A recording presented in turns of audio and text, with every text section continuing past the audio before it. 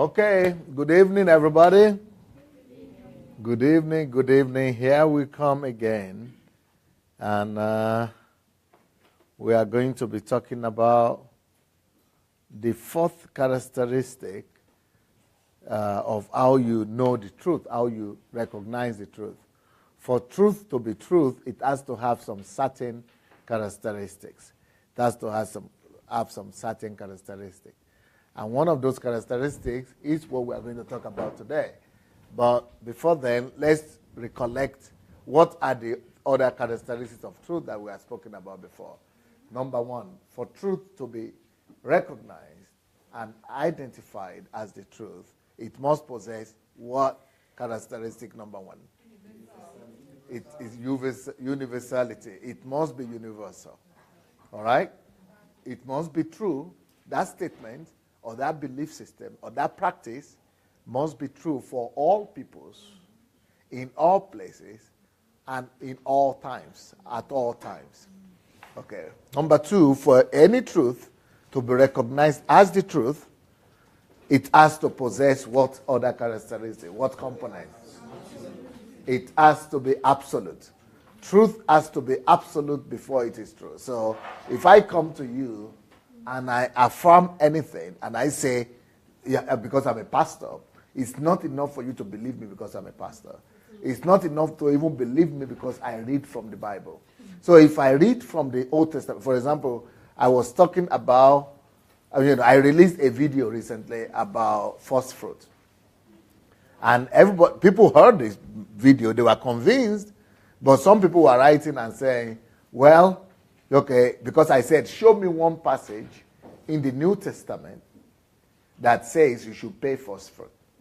I said, don't even show me two. Even though Jesus said, from the mouth of two or three, every truth shall be confirmed.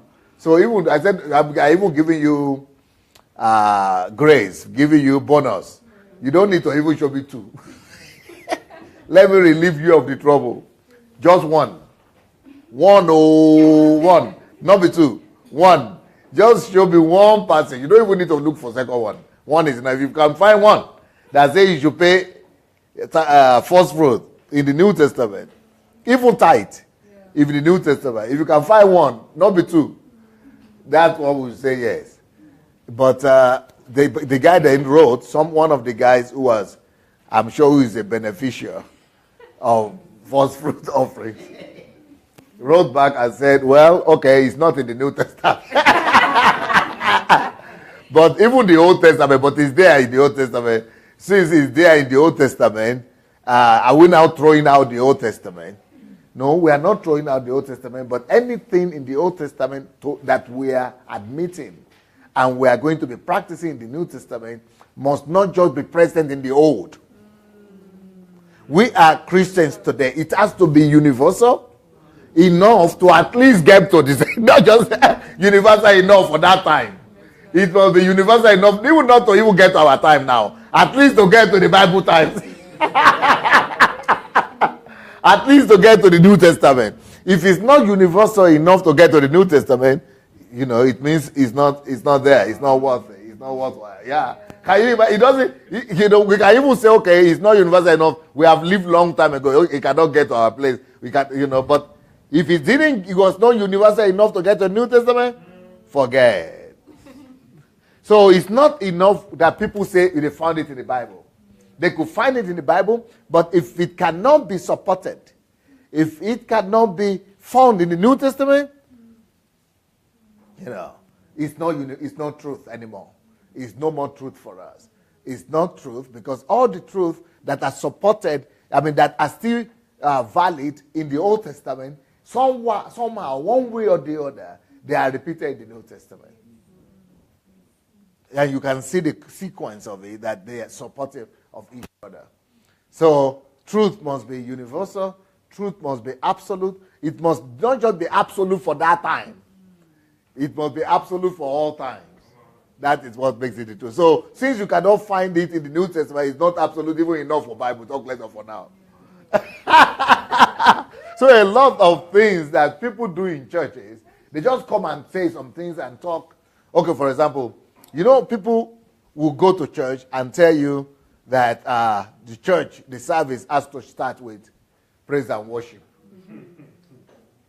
In fact, some people will come to the church and say, if there is no praise and worship church, this church is not anointed, or God is not there. In fact, some pastors will tell you that because I don't have money for instruments, I can't start church. What is the truth in that? Oh, enter into the house of the Lord with thanksgiving, or with praises. So enter into the, okay, when did Jesus enter with praises? You want to tell me he didn't?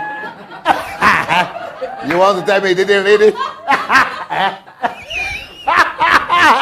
Can you show me one? One, no, don't be two. Not two, one. Where Jesus entered with praises. And you want to tell me he didn't have ministry? He didn't have church?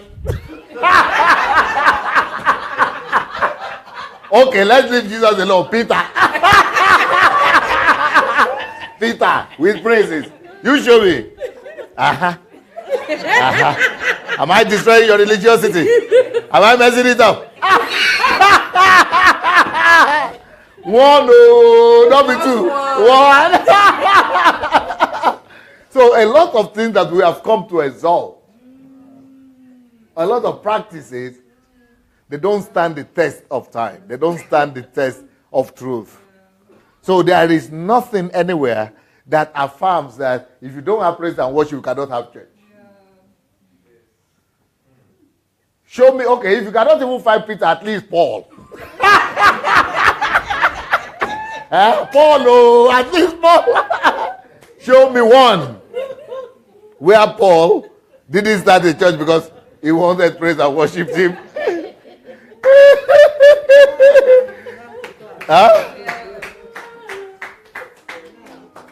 What is the absolutism of that truth that, you must have praise and worship or instruments before you could have church?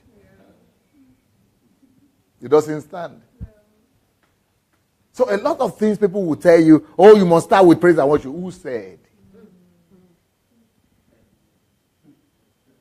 Then they will bring some Old Testament something. Okay, show me at least one in New Testament. One. Not be two. One. It doesn't hold water. It's good. It's good practice. Good tradition. But I'm not even sure the apostles did it.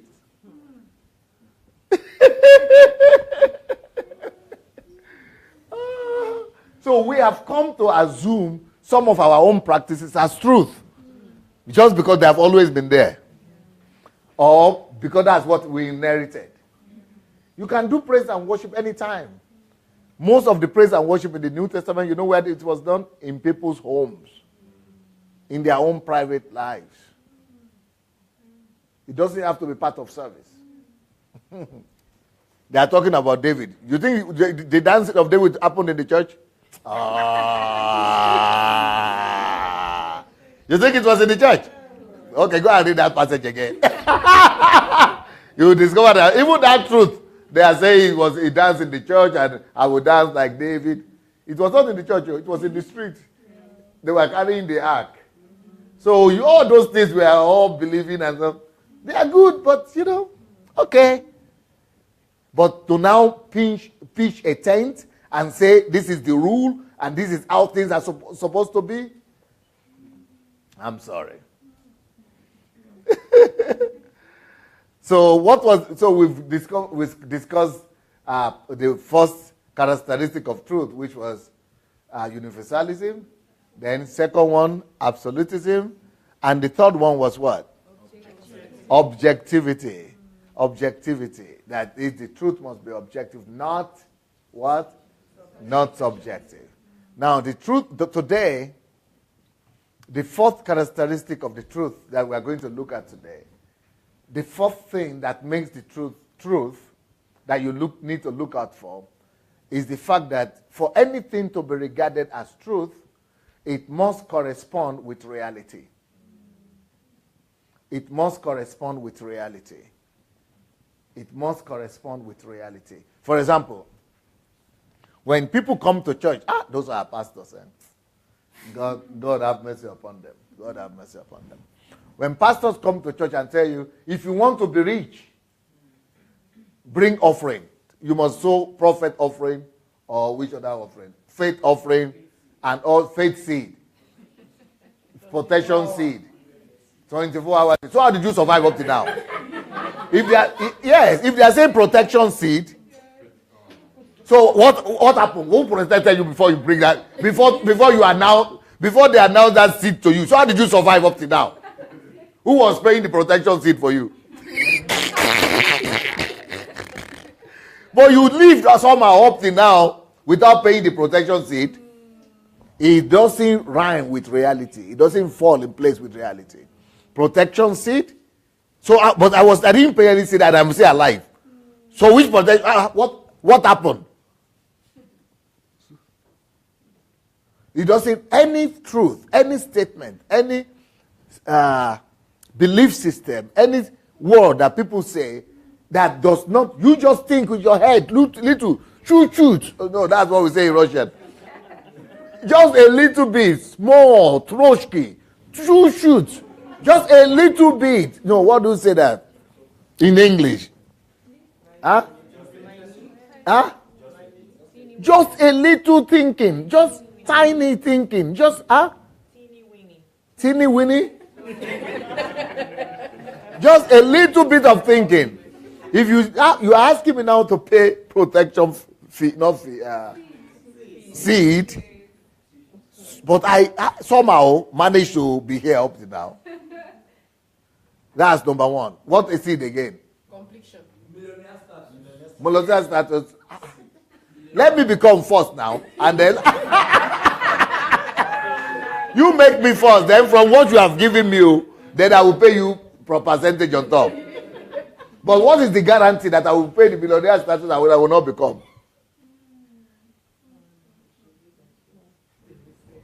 Even the seed concept, when they tell you have to pay seed, I've already done a video about that. It doesn't have anything to do with money. Anytime he's talking about seed, he's talking about seed, real seed. When he says the harvest time, the sowing and the winter, what they call it, winter and summer, sowing and reaping time cannot come to an end. He's talking about real physical sowing. He's not talking about, he's talking about seed, real one. He's not talking about, he didn't mention money there at all.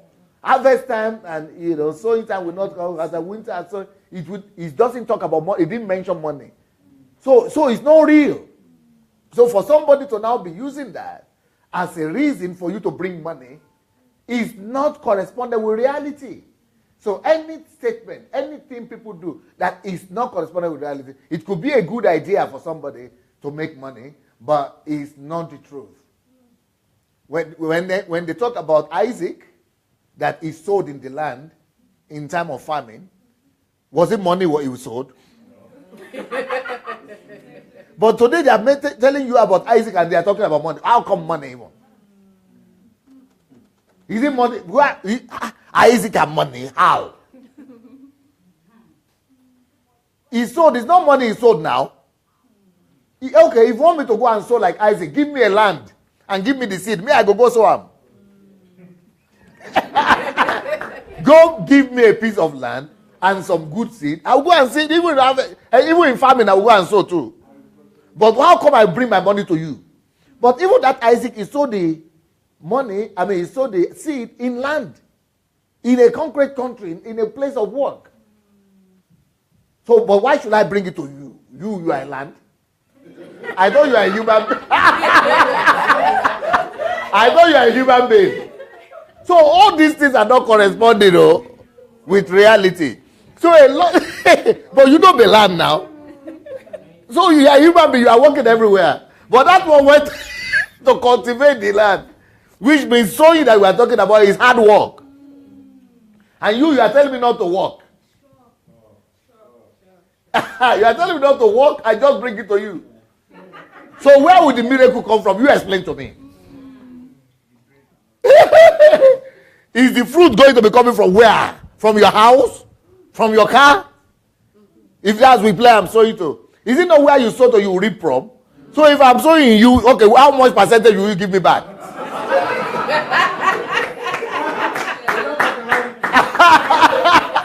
If you are the fertile land now, are you not fertile? Okay, how many percentage will I get back? If you are a fatter grant, okay, what will you give me? Where will the return come? So things that I'm just challenging your mind for you to know truth. How to gauge the truth. How to size the truth. How to measure the truth. How to find out the truth. Anything that anybody is saying that doesn't correspond with reality. Doesn't make sense. It's not real. It's not real. It's not corresponding with reality. Challenge it. Somebody say, okay, thou shalt not. So, okay, your enemy, you have to curse your enemy, you have to follow. But I used to be somebody's enemy. What about if they have said I should die? It doesn't make sense too. I'm not even somebody's enemy up to now, but people are counting me to be enemy. Even you, all of you that are here, somebody is thinking that you are offending them. That you are their enemy. Even though you might not even be aware of it. Maybe you didn't greet them only. Or maybe you didn't congratulate them or there's some. Well, so anything could happen. They say you are an enemy. So we should now be killing each other everywhere. It doesn't make sense. Mass murder. And mass murderers in church. So churches are becoming murderers sitting down in church in the pews. And they say they are going to heaven. So those things don't work. They don't correspond. They don't match. Truth is, when it's truth, it will match with reality. You can be able to trace it and say, yes. It makes sense. It rhymes with reality. What are other practices that people do in church that, that is not, okay, somebody say, you will be healed today. How do you know? Okay, you said I will be, everybody that is sick here today, nobody will leave here without being healed. All of you will be healed today. Then the service finished. I'm still not healed. It doesn't follow with reality. So where is the truth with what you said? You said I will be healed now. Let's go to court. You said it. Answer for your word now. It's recorded. If what you are saying is not corresponding, you've lied. Truth, it has to correspond with what you are saying. So if you come to a church and the pastor is telling you every Sunday, okay, all of you are going to have your breakthrough today. The service ended, you are going home, you are saying, okay, this week will not end before you get your break. You will get your breakthrough this week. Okay, you are waiting. Breakthrough is coming. Until next Sunday comes and you are waiting for, and then it's another message again. Then at the end again, you are saying, I said, Pastor, what happened with the one of yesterday? The one you promised yesterday, you said God said. What happened to it? God forgot? God went to sleep? Or you lied on God? If it is truth, it will correspond with reality. None of you shall be barren. So what happened with the barren? What about this one that is barren? So what happened with that one? Because that scripture that you are taking out of context, it doesn't guarantee, it's not saying you will never be barren, because people were barren in the Bible. It's just life. It's just life. Some people will give birth, some people will not give birth. She might not even be barren. Maybe it's the husband that doesn't have sperm count, and you are saying she's barren. Maybe she doesn't even want to have children, and you are saying no, she will be barren.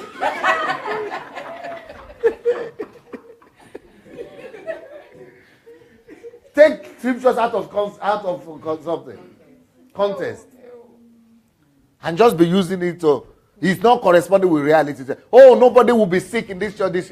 It's not true, because people will be sick. Either you like you know like either you are anointed you are not anointed people will be sick. So it's not even by you saying that you are already a fraud. You are already a fraud pastor. We shouldn't even be going to your church at all. We are leaving. We protest. We shouldn't be having members.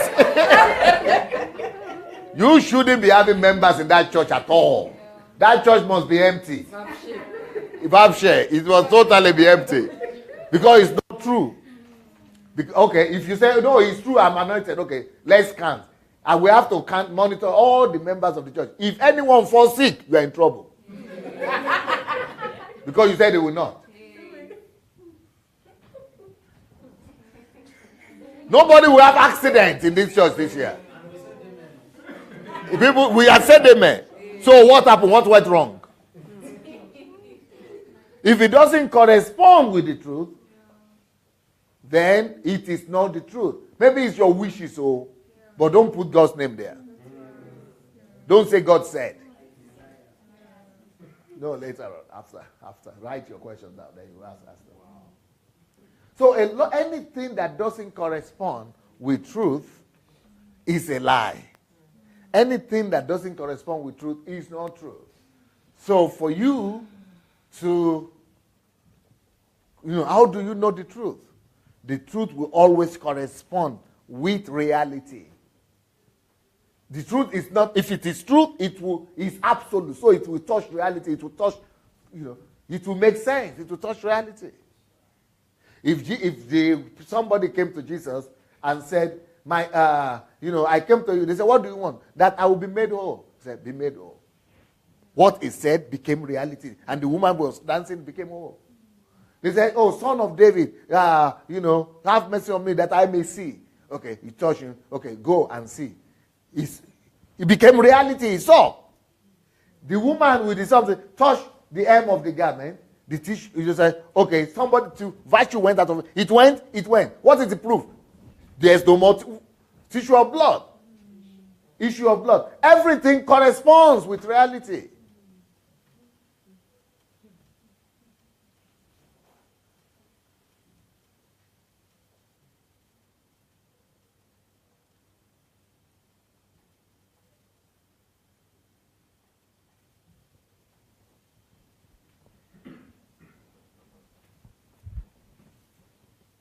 And that's how we should be living our life on a daily basis. If people tell you something, look for the facts. Look for the accomplishments of it. If it's not going to correspond, come beforehand and say, okay, I said something, please, it's not going to working out, or I'm sorry. Or quickly repent. Then we know that at least you made a mistake. Or it didn't work. Or force majeure. Something happened. But especially when you are using the name of God, truth must correspond with reality. So truth is only truth when whatever people are saying or believe or they affirm or pronounce, only when those truths can be seen to correspond with the way things really are. If I say the capital of France is London, the capital of France is London, is that true? Why is it not true? Because it doesn't correspond with the way things are. If I say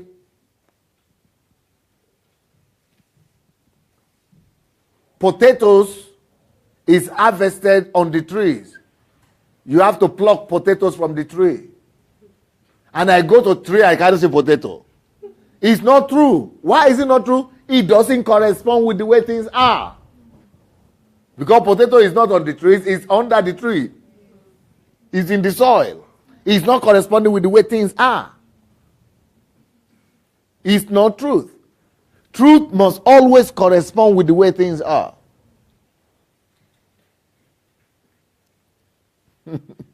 If I say I'm a woman, and you remove my trouser and there is it's another instrument that is there. It's not true. Why? Because truth doesn't correspond. Truth doesn't correspond with reality.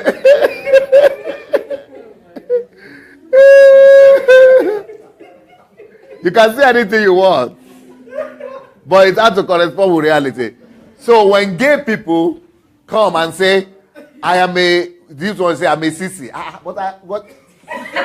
But I'm looking at you. You're having beard. You're having everything, and you are saying you are a sissy. And this is my husband. Another sissy, another man with beard also is your husband. It's not corresponding with the way things are. So it cannot be the truth. You say you are a woman and you are a man.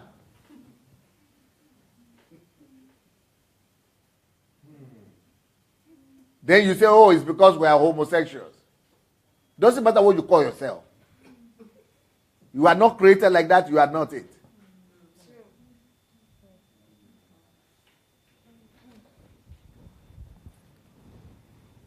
Truth must correspond with reality.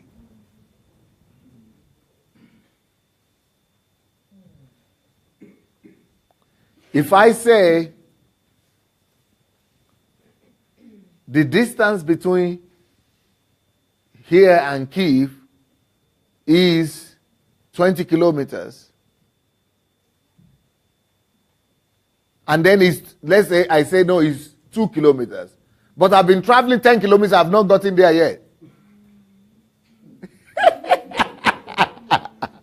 It means it's not truth. Why? Because I'm traveling, I can't get there. 10 kilometers is already behind. And you said it's 2. It doesn't correspond with reality means it's not true. Truth must correspond with reality.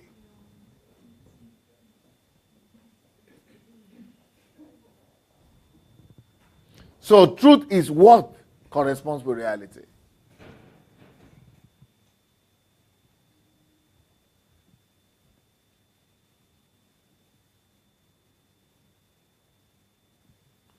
Zechariah 8:16 says, "These are the things you shall do. Speak each man the truth to his neighbor." Speak each man the truth to his neighbor. Give judgment in your gates for truth, justice, and peace. Why should you speak each truth to your neighbor? Because you'll be judged by that truth. How is the truth judging you? If what you said, what you speak to your neighbor, does it correlate with what exists in reality or not? If it doesn't, truth will judge you. Truth judges you by the correlation. How much what you are saying or what you are doing corresponding with the truth. If it doesn't correspond, you will be judged with the truth. The truth will judge you.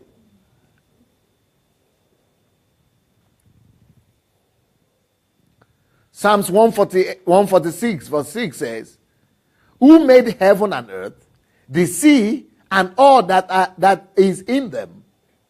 Who keeps truth forever?"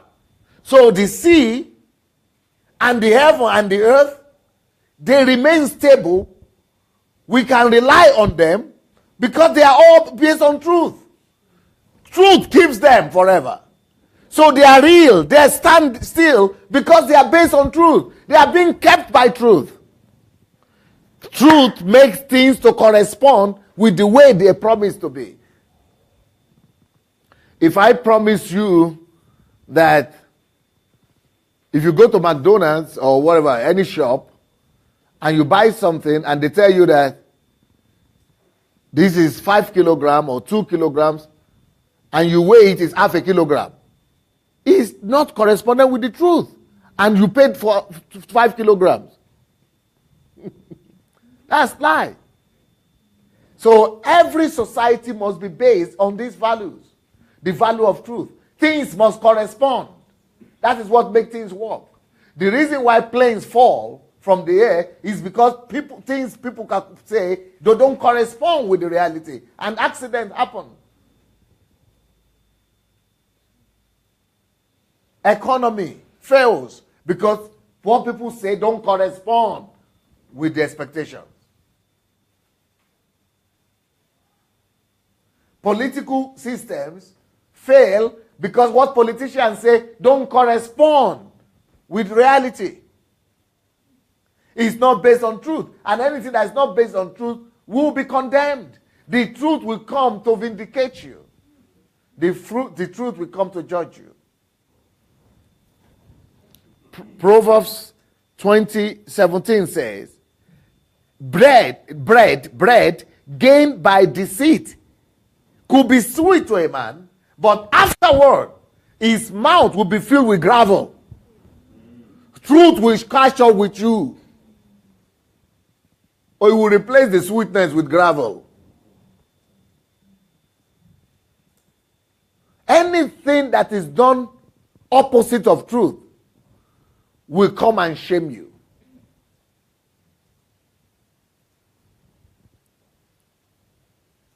So bread of deceit is not really sweet, because it is only temporarily sweet before you are caught. Once you are caught, it becomes gravel.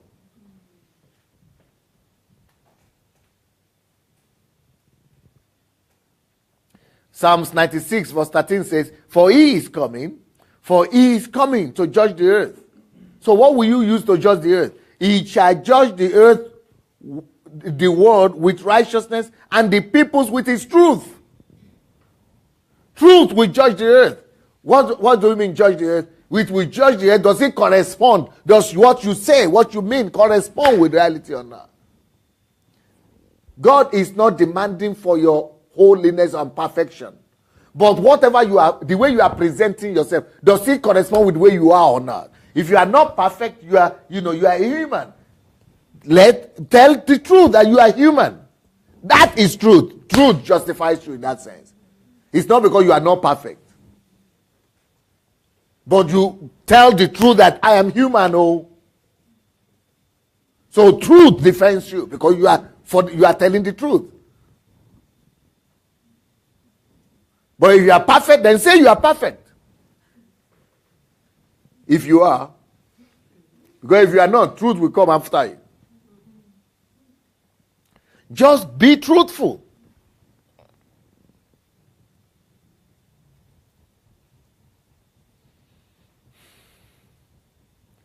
Jeremiah 5:1 says, run to and fro through the streets of Jerusalem. See now and know and seek in our open places if you can find a man. So which man is he looking for? If there is anyone who executes judgment, who seeks the truth, and I will pardon her. Can you imagine? Truth is truth brings forgiveness. Truth brings pardon. So it's not because, you are perfect or not perfect. But if you are truthful, truth brings pardon to you. God elevates truth. God uses truth to judge the earth. That's why truth is what judges the earth.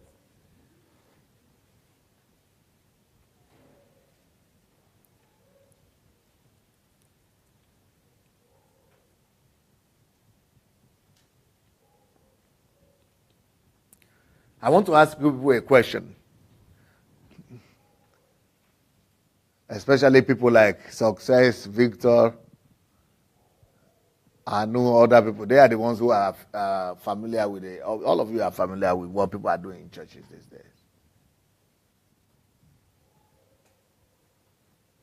What are the things that people say or doctrines that people preach in churches that don't hold water in front of truth? They don't correspond with life, with reality. They are not true. They preach it, people practice them, people do them, but if you are going to look into them, they are not going to. They don't hold water. Okay, for example, there is a doctrine they just started in the church now. They call it Day of Virgins, Service of Virgins, Conference of Virgins. So what they are saying is that the virgins of the Lord. That's like what is virgins? What is it? Is there any synonym? Avenge. Yeah, revenge. Vengeance. The day of vengeance of the Lord that will come. So they will gather to call vengeance upon your enemies. They should die. So why is that country not reducing the population? So it doesn't correspond with truth. They have died, fall down and die. So why is it that nobody is dying? Because they don't fall down, they don't fall in line. We are saying that handkerchiefs can heal. We are bringing handkerchief everywhere. People carry handkerchief everywhere. Have you heard of that? People carrying handkerchief everywhere. If those handkerchiefs are really anointed, there will be no sick person in my country. You want to tell me there is no sick person in that country? Huh? And in Europe here, where they don't carry handkerchief, people are more whole. People are more healthy than where we are carrying handkerchief. If the handkerchief is really working, what's happening? Why is sick people still being multiplied? We are carrying oil everywhere. People will not be sick. You will not have accident. No problem. Why is it that your problem is so much you are writing your relatives everywhere, all over to ask for money? You are just wasting your oil. Make you go eat. Gain some weight.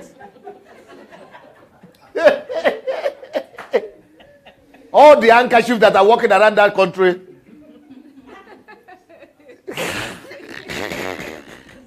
Come here, guys. Come here. Come and tell me all those things going on. If you are going to look into reality, see my way of thought. See anybody that wants to come talk. See my way of reasoning. Questioning the microphone. Questioning things and practices that the ID, where is ID Peter? He is the Mr. Destroyer. Mr. Destroyer, come and tell us, are there practices in the churches that if it's going to be gauged, if they are going to be gauged by the standard of truth, that will not hold water? Okay, for example, I saw the cars that pastors are using in my country. Rolls Royce. One has one Rolls Royce, 2 Rolls Royce. Another has 5 Rolls Royce. Another one has 4 Rolls Royce. Another one has 5 Jeeps, 6 Jeeps. And they say it's God that is blessing. If God is blessing you, why is the environment poor? It doesn't hold water. If the gospel is the gospel we are preaching, it's because we are children of God. The ones who are sitting in your church that are poor, are they not children of God? Just children of who? Satan? It doesn't hold water. Is anything you are saying that it is because it is a sign of blessing? God not fair? If it's a sign of blessing, it has to be a sign of blessing to everybody. Are you getting my line of thought? The gospel we preach must hold water. It must correspond with reality. If you say God blesses, where is the blessing? All those preaching about prosperity, give and it shall be given unto that brings prosperity. Our country will give more than anybody else. We are poorer than anybody else. So where is the correspondence of the truth? You say we should sow money, it's about money. And we have sold money. Why is it that only the one who is collecting the money is getting rich? And not the one who is giving it? So where is the truth? It doesn't hold water. It's up to your hands. No. Anyone can start. Okay. So I saw a post today, and this was the post. It was, a man that cannot lead you in prayer cannot lead you in life. Are you serious? So Steve Jobs and Bill Gates, who are the leaders of even the person who is talking himself. Yeah. They are prayer leaders, eh? Yeah. I've not discovered who. Maybe you could refer me to the churches where they are prayer leaders. A man that cannot lead you in prayers cannot lead you in life. So all the presidents of all the countries who are leading people in life, they are prayer warriors. Doesn't. Yeah. Mark Zuckerberg is a prayer warrior. Well, I had a discussion with the person that actually posted. And you know the person? Yes. He's a human being. Yes. And I didn't even go as far as Mark Zuckerberg. I just went just easy. Your teacher in class is leading you in your academics. Let's not even go to Mark Zuckerberg, because apparently it's too far. that your lecturers are leading you in that area of your life. They are leading you in prayer. So many of your classmates are leading you. Okay, you go to the gym. You have a gym instructor. He's leading you. He's building up your. So the emphasis is on rubbish. The emphasis is on prayer. And what I was trying to explain to the person was that, you see, I can pinpoint 2 or 3 families I know that the man in the house is a prayer warrior. He prays very well, but the family is in a mess. He doesn't lead anything. Why? Because even family cannot lead. we can't isolate, because what I understand what the person was saying, in that prayer is necessary. Okay, or like somebody was saying the other, everybody, almost every month now, every month or every week. Today is the new month. all the things that are whatever. So this week or this month, all your problem will be resolved. And your own with yourself. You prove to me that you is writing this yourself, and your own be resolved. Make you come off for road and just up your mouth. I posted something. I posted something one day, and I was like, so your intercessory department is praying against, or they are praying against every demon in your family to die, to fall down and die. So what I said was, when they finally die, just call me. Because then I will follow you. Then I would pray that they die. Because just thinking of, because if you have a result, you understand, you can pray for all the demons to die and all those things to die. When they finally die, and then you tell me that, okay, they've died though, this is the demon that died. Then I would, because it's just, how would spirits die? Show me a place in the Bible where Jesus killed the spirits. Or he killed the demon. What he does is, he sees a demon, he just says, come on, get out from this place, and you're illegal. And then people are investing with, they're not even investing, they are wasting. People are wasting their time attacking demons. And the attack is not for it to be casted out, too. For them to fall down. And die. Thank you. It doesn't correspond with the truth. There's a whole complex that I want to mention in one. It is the church they are trying their best to be separate from the world. And in doing that, they tell us that we should only take examples from the Bible. And so when you are trying to tell this person, look at Steve Jobs, you can do more. They say, don't make Steve Jobs example. Moses not there. At least Moses too created a tablet, Abby.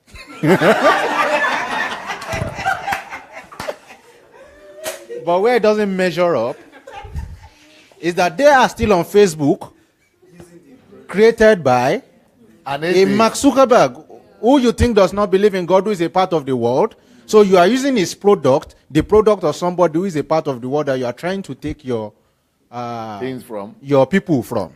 So don't be a part of the world, but you are using the product of the world. I don't think that measures up. I'll gather my thoughts. Okay, quite a lot of examples, because one of the things that religion does to people is it takes reality away from them. And Pastor says to us that truth is actually reality. Like, for example, in churches in Nigeria, you could hear things like, take soil from this church and take it to your building project, and you will get your building project completed in 1 month or in 6 months. You take some soil, some sand. From where? From the church, from the premises of the church. I never had that one. So, okay. Yes, then you will take that as a point of contact. So you will take it to wherever your building project is, and they will say, like, the same way building erupted in their own church, that buildings are going to start erupting by itself. Erupting. That's the word they use. They have learned to speak English. So those kind of things, like there are some that it could be. I remember this particular event I went in those years where everybody was rushing to touch the man of God.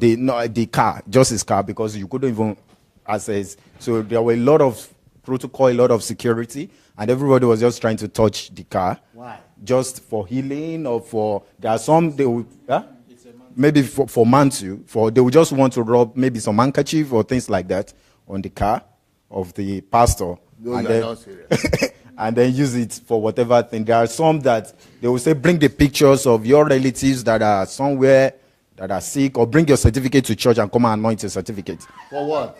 So that you can get miracle job. For miracle job. So people come to the church with their certificate and anointing oil. Hopefully the certificate is laminated, and then they anoint and then they anoint the certificate for miracle job.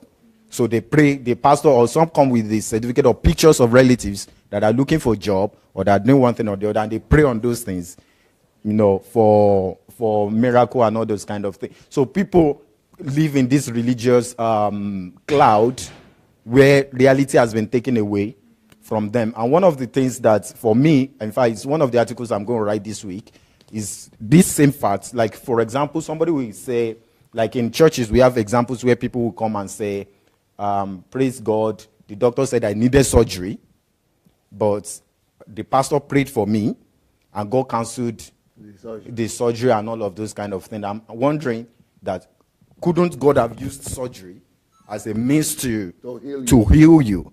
You know? No, you have to say if it is absolute truth. Just like Yes. today too, I gave I wrote I gave the video about first fruit.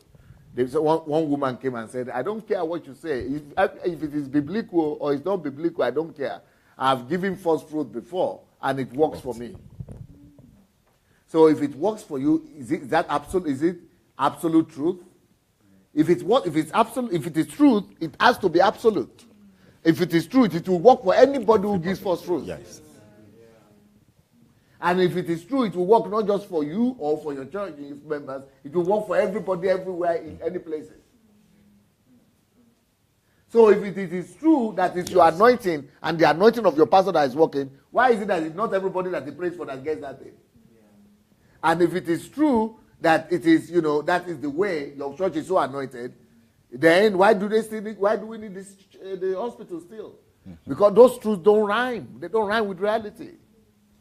Yes. Those statements. So those that run healing ministries, we are concerned, because if it is the truth, then we shouldn't have hospitals any longer. Yeah. All the hospitals should be empty. Mm-hmm. And those who claim that the soil of their church is causing buildings to erupt, then we shouldn't have infrastructural decay any longer. They can also help us plant the Everybody soil just go there and take some sand and build buildings and all those kind of things. We have without money, all forms of deceit, and this becomes the special business. This is a place where pastors can exploit, because now they can sell shirts, sell handkerchiefs, sell oil. Why? For what? For all kinds of things, miracles that people want, the promises, empty promises.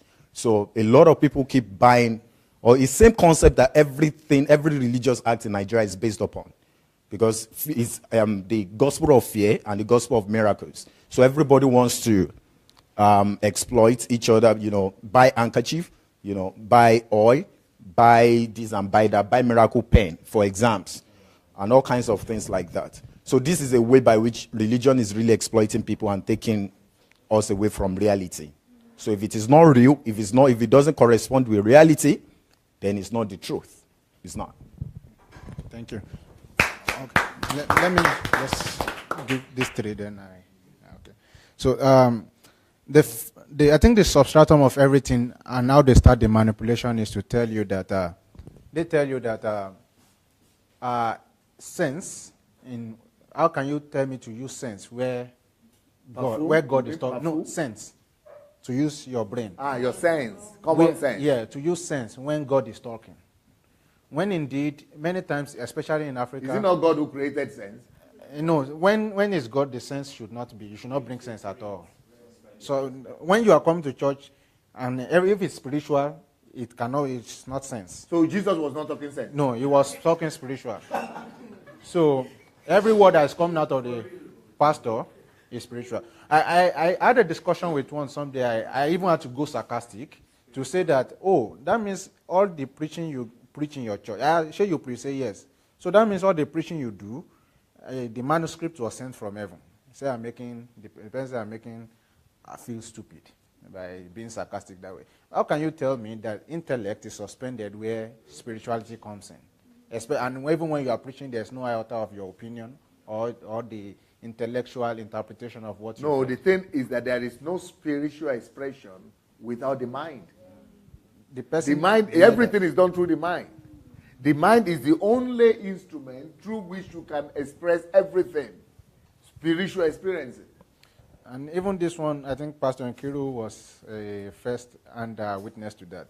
She was invited to a program where she was talking about the use of mind, and the leader of that whole congregation in the whole of Russia was saying, how can you be talking about mental capacity when we are talking about spiritual things? That when it is spiritual, it suspends the sense.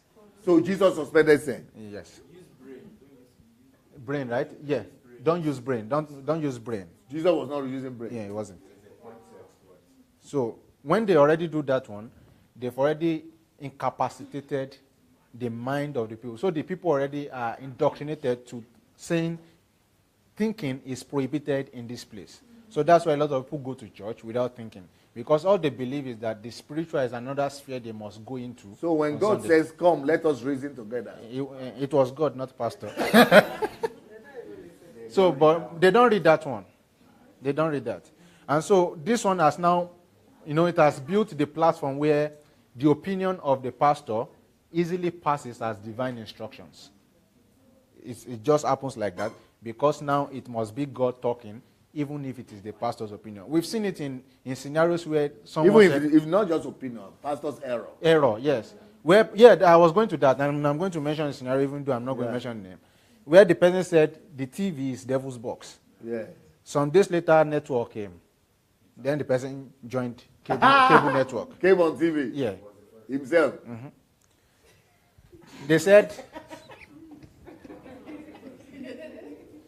They said makeup was bad until the child had to do wedding. And the guy made up. The wife made up. Now, thank God, one of them, who has built something like I said, I built these things myself. But then, before it became a structure even bigger than he himself now, they did not say these were my opinions. They gave it as divine instructions, and people were not thinking. But like you said, and you were talking on truth, truth always catches. Yeah, they swallowed hook, line, and sinker, even with the boat. They swallowed everything. But Truth is catching up. And exposing the truth. It's exposing the truth. But the point is, for some people, it will just be too late.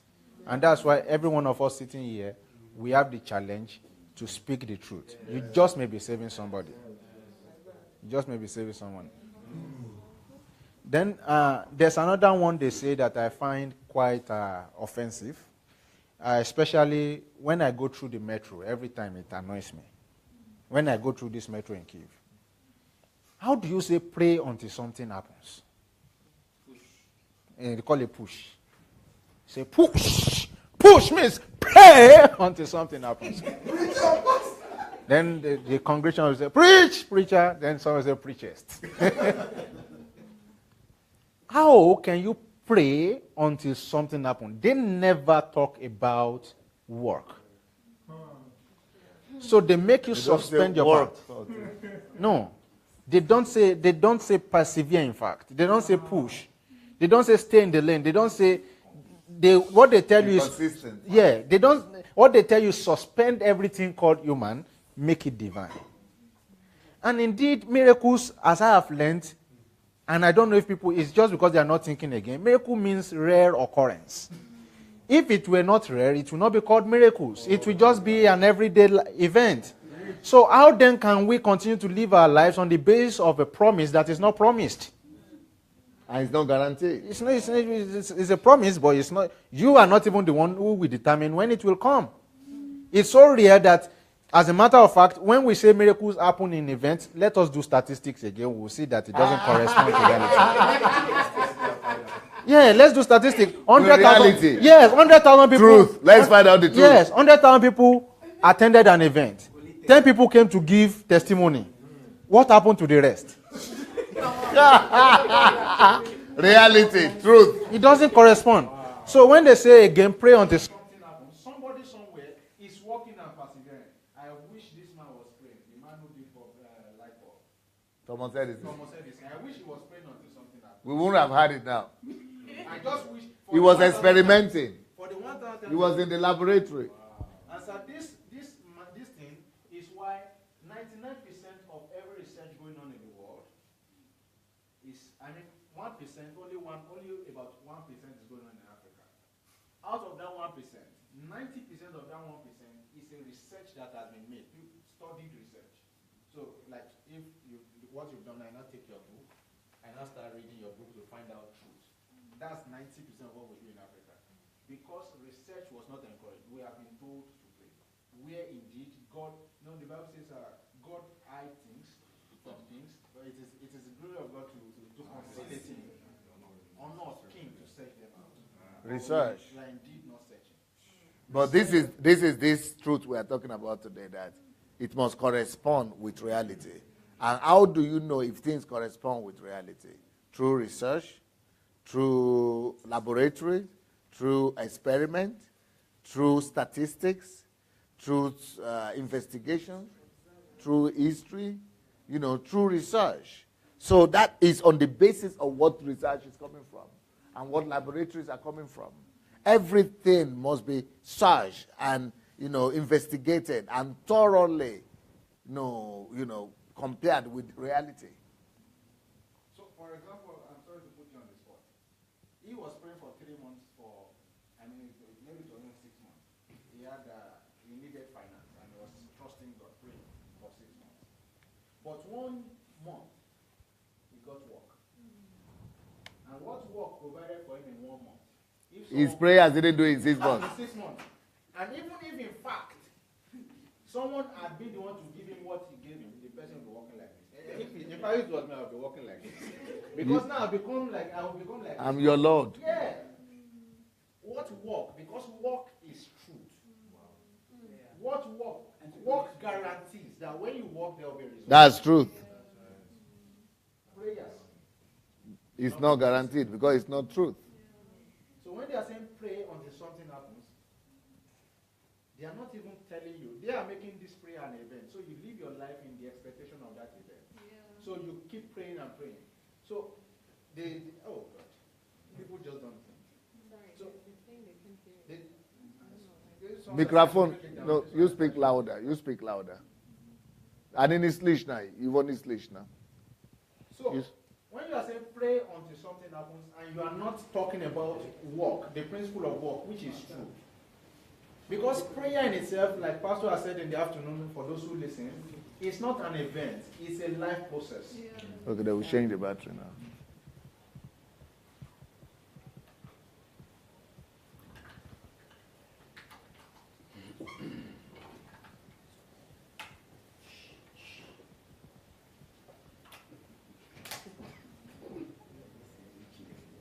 Okay, go ahead and say that again. Yes. Everything you have said before, like since what time? The last 2-3 examples you made, because they didn't hear. Okay, so I think I started with the example of Anoye. Yes. He was trusting God for finance, the way he knew how to, even better than so many people. Mm-hmm. But in 6 months, there was no result for that trusting. But 1 month, he discovered work. And was able to work and got in 1 month what he did not get for 6 months. Now, his praying until something happened did not work there. But work worked for him. Because work is truth. Because work is truth. It can be tested with reality. Yes. And it produces the result. Yes. It corresponds with reality. Yes. And it promises, it carries out its promises. Yes. But miracles doesn't promise anything. It's not depend on man. It doesn't depend on you. And it's not promised. It's not guaranteed. But work is guaranteed. Yes. So that mindset of praying until something happens comes again from our error of the conception of prayer. Our erroneous conception of prayer, conceptualization of prayer. Because prayer is not an event. Prayer is not what you do. Prayer is meant to be who you are. Yeah, lifestyle. It's a lifestyle, something you do, just like the air you breathe. That's why the Bible says, pray without ceasing. For if prayer were to be what we do, then we have ceased so many times. Because I know the times I'm sleeping, I'm not consciously praying. The times I'm eating, I'm not consciously praying. In my exam hall, I'm thinking of how to solve that next question. So I'm not praying. That means I have ceased. But prayer in itself is a dialogue. When you are not sending, you should be in a state to receive. And that's why revelation can drop in your soul, even in the hardest moment. Because that is who we are. That's the being we are in connection with God. So that we don't know that is why we are trying to pray until something happens. For if we knew this, then we'll be working more, persevering more, researching more, to finding out why is this not working. For if indeed we found out why this is not working, we will not have solved problem just for ourselves, but for the generations to come. Because they would have known one way it doesn't work. What to do when it doesn't work this way. For example, I was opportune to be the pioneer president of Nigerian Student Association, and when I wanted to register the association, I did everything. It was left with one thing. Now, it will be failure on the part of my successor to go back and start making the same mistakes. Because I've gone through the procedure, I've known how this thing does not work or how this thing works. Now, indeed and in fact, and I'm saying this here now, if they like, they should change. If they like, they don't change. Those who deviated from what has been said, their failure is so glaring because they've not been able to achieve just one project. Because persistence, work, they are the truth. Then the last one I want to talk about before I give the phone to him is there's something we call fruit of the Spirit. And we are told to pray for it. God, give me the spirit of patience. Give me the spirit of goodness. We are praying for all of these fruits. We are praying for them. But the Japanese does not pray and is yet patient. The atheists even. The Japanese, no, let's not even go into it, sir. Let's go to a nation that we can talk about. They are so respectful and well behaved. And I doubt they've ever opened this scripture in all their life. So where did they get it from? Some of them have never even heard the name of Jesus. So where did they get that meekness from? I've been opportune to relate with a lot of them. You talk to them like this. How were they able to get to, for free, what we are praying for? And we call ourselves sons. So that means something is not aligning with reality there. When I was talking about prayer and something happens, how come our prayer has not built us a metro? But we want development. We pray for our nation and pray for development. I'm praying since 1960. And the only national export we have is religion. Because I was going through the metro, I went downstairs and I went upstairs and I'm like, oh, this must be 50 years of fasting and prayer. And probably religion came here centuries before it came to, and probably are still trying to catch up. I don't And the communists are the ones who built it. Yeah. So when we look at nations of the world that are producing, and we look at how we are praying, and how we are constantly in the house of religion that is inhibiting our self-expression and our success, progress, civilization, Yes. it's inhibiting everything. And since those ones are inhibited, the productivity of the nation is. For example, look at in Nigeria, Monday, Tuesday, Wednesday, Thursday, Friday, Saturday, church program. 9 to 12. The nation's most productive hours. And then we are praying for what? Productivity. For economy to change. We will die in recession now, if we don't change. Because productivity is what gives the nation progress. Prosperity. Nations get to work. We imbibe virtues that makes things work. If you come late, you don't expect to produce as much as those who don't come late. These are just natural principles that we don't follow.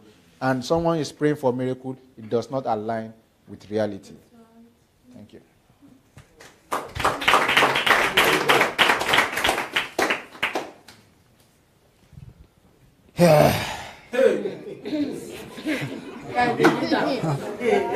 Let me start from the last phrase that he made, that we are exporting religion to the rest of the world. Now we are no more exporting religion. We are exporting those men of God to Europe. Because all those houses, we are turning them to libraries. And we will turn those religious houses to laboratories. Where kids can do their research Because no country prosper with prayers. No country is built on prayers. Even there was a man that called God cursed in the Bible. Sir, please, there is no man on earth that has been able to build a city and name the city upon him. That's upon him himself. That person was Cain. God told him, okay, you are cursed. So there was no place for him to pray. He didn't have any access to the presence of God. But this man was prosperous because he understood the principles. These principles works anyway. It corresponds with everything. The myth of prayer because they are laws of nature. This is a law of nature.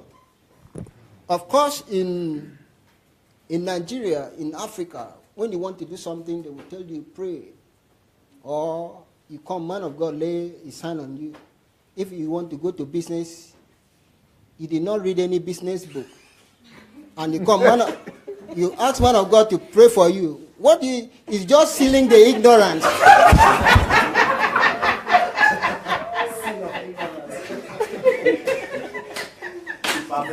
Yes, he perfected your ignorance.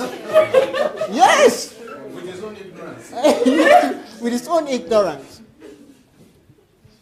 So what you need is knowledge. Light.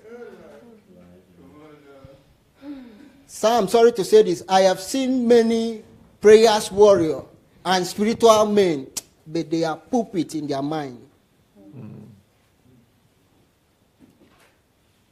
How deep a man is the resources in his mind. It's not by prayers. It is what you have in your mind. That is what runs your life, not by prayers. And in Africa, we have been taught to pray. Even though you want to, okay, when you ask somebody to do something, you say by God's grace. Maybe he needs, is it a girl? What kind of grace do you need? Once something is in your mind that you have been able to capture it and do research and study everything, there is nothing stopping you from possessing that thing. Because you have been able to capture that thing in your mind, and you believe and you embrace it, there is nothing on earth that can stop you. And also, to cement my opinion, that I usually say that there is no churches in Nigeria, I want to drop one myth tonight. How can you say there is churches in Nigeria and federal universities? We don't have one good federal universities that can compete in a global stage. But I challenge you, because when I was in one of the base in Nigeria, that denomination can take over every federal university in Nigeria and make them to become world class. Let me repeat myself again. If you're still doubting that a church can take over federal universities and make them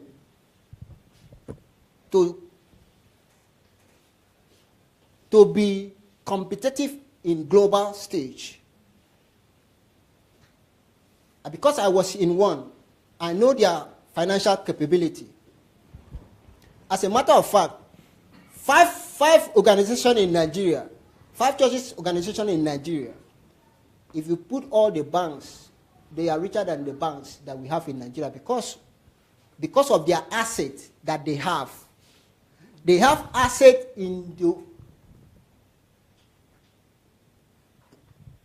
Maybe you don't believe me. I was in one. I was doing inventory, asset inventory for them. So I know what the church. I know their capability. And another thing I would like to say, that all those spiritual men that refuse to be physical, my generation, we will bring them to this physical earth. What we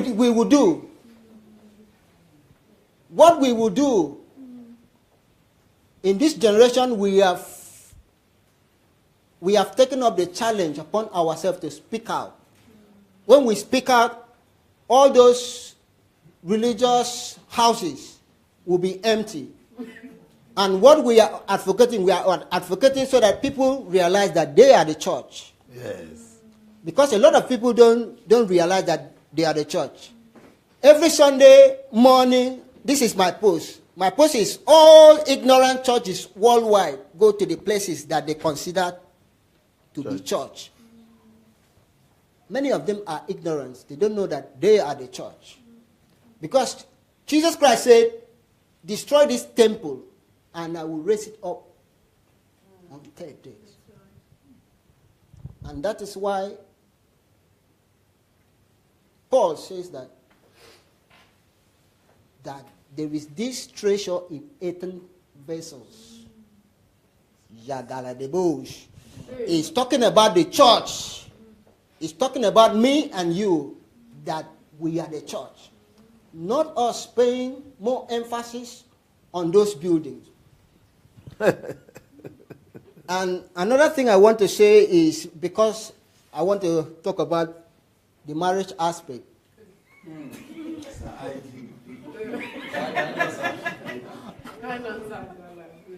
Somebody would just come and say, Pastor, I have seen Gininko, and pastor will not ask the young man, what is your purpose in life? He will say, is this woman a born again Christian? What kind of, or is it a child of God? Oh, show me the one that the devil created himself. The first question is, what is your purpose? Are you aligning yourself in that part of your purpose? Or can you sustain? This lady that you are bringing? Will the lady, have you communicated your purpose to her? Will she help you? Do you help her to discover herself also? Or can you improve the lady also? But they are saying, oh, this is my better half, and this one is my better half. But the truth is, every one of us has been full. We came to this world full and loaded. Yes. So this myth must be destroyed. And I want to thank you, and this is the best time to be alive. Because the knowledge has come. And if you look at this Shadrach, Meshach, Abednego, and Daniel.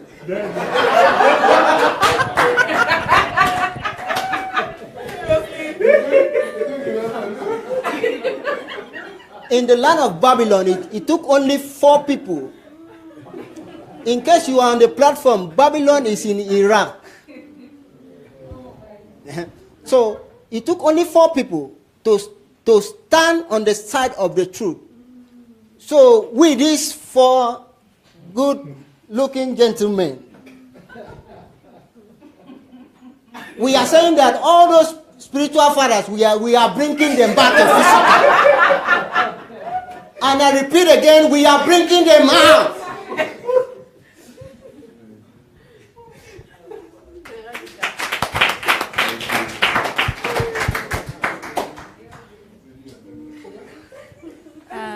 Thank you for the teaching, Doctor. I would like to ask a question that I actually have 2 questions that popped into my mind when I started to listen to you. And actually, I think when I had time to wait, so I figured out this is actually quite a funny question.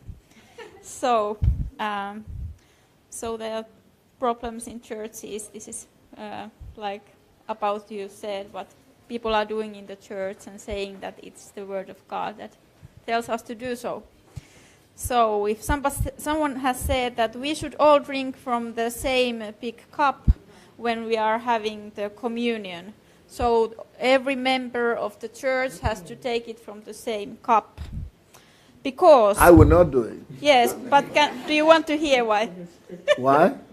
Because germs and infections have been... No. Because if we drink from small separated cups, then the church members will not be able to have true union between each other. No. And then the church will be divided. Yes. No. Yes. I never heard that. Yeah. Because we have communion, but everybody have a cup. Yes. Yes. Small cup. So, but what do you mean? Everybody from the same cup? yeah. What about if I have AIDS? Maybe God will I don't want to try protect us. it. Maybe you want to try. I have some in my church with AIDS. But, do you know what I thought? Can I tell you? Yeah. I actually was thinking when Jesus was having the last communion, and they were, I don't know if they were taking it, from one cup. Well, you don't know, you see. Yeah, but if they, if they were, it would not have been like protecting Judas. Yes. Because he did what he did, so... Yeah, it didn't help. Unity didn't come. Very good. Yeah. So, and there are churches... It didn't work. Yeah, and this is also like not universal, because it's not there universal. are churches that it's not true. Yeah, yes. so, okay, it's not according to truth. Yeah, but it's a real problem. So there are churches like that? So... Thank you. Okay, then I have another. Okay. Because someone has said that a woman cannot be a pastor in the church. Only thing that is found from the Bible that a woman can do is that they can sow seeds to the ministry of God. To sow seed? So a woman can sow seed, but she cannot.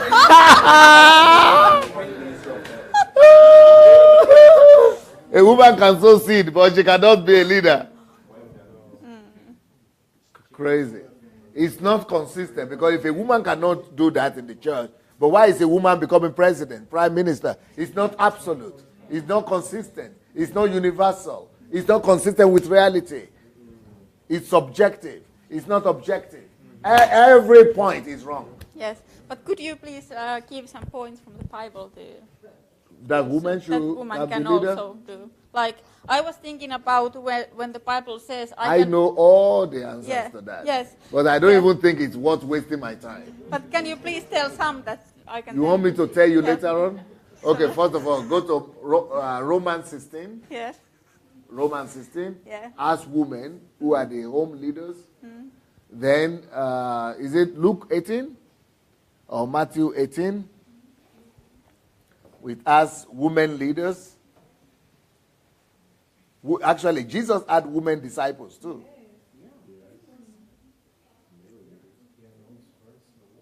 Yeah. And the person who met Jesus and went to carry the news, Mary, that he had resurrected, the first evangelist, the person who carried the news, was a woman. So... what about being a pastor? Being a pastor, I just told you, Romans 16. You want me to read it for you? Okay, Romans 16 says, I commend to you Phoebe, our sister, who is a servant of the church in Cenchrea. She is the pastor of the church in Cenchrea. That is Romans 16, verse 1. That you may receive her in the Lord in a manner worthy of the saints, like the apostles, and assist her in whatever business she has need of. For indeed, she has been a helper of many and myself too. That's one pastor. Number two pastor, verse 3, in Romans 16, verse 3. Greet Priscilla and Aquila, my fellow workers. They are made. Paul is saying we are fellow workers. We are the same. So Paul is an apostle. He's naming two sisters as his colleagues. We are colleagues in Christ Jesus, the same. So these are apostles, pastors also, who risk their own necks for my life, to whom not only I give thanks, but also all the churches of the Gentiles. Likewise, greet the church in their house. They have a church in their house. These two pastors have churches in their house. And Priscilla is a pastor on our own church. Aquila is a pastor of our own church. Then greet Mary, who labored with us. That is another colleague. Then greet Junia. Whenever you say, at the end, it's a woman. And my fellow apostles. He said, who are one of note among the apostles. So he called them apostles. And so here we have seen 4 or 5 pastors, and then 3 fosa who labor in the Lord, and others. So it's a lot of those here. Then let me show you other places. There are many places like this where women are ministers and are pastors. So for somebody to say that women cannot be, okay, let me show you another one. Luke chapter 8. Jesus had disciples who were women too.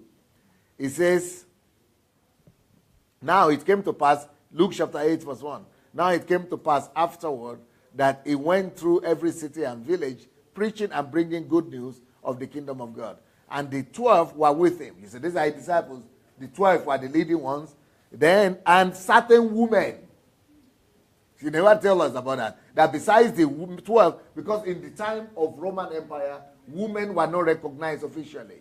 If Jesus had put them, women there officially, it would have been persecuted. So they didn't give them position, but they were doing the same thing that the apostles were doing, and they were together with them. So certain women who had been healed of evil spirits and infirmities, Mary called Magdalene, out of whom had come 7 demons, and Joanna, the wife of Chuza, Herod's servant, in the palace of Herod. Herod's servant's wife was one of the disciples of Jesus Christ. And Susanna, your name, yeah? Almost, yes. Yeah, Susanna also was a disciple of Jesus. So you are an apostle. So rejoice. Thank you very much.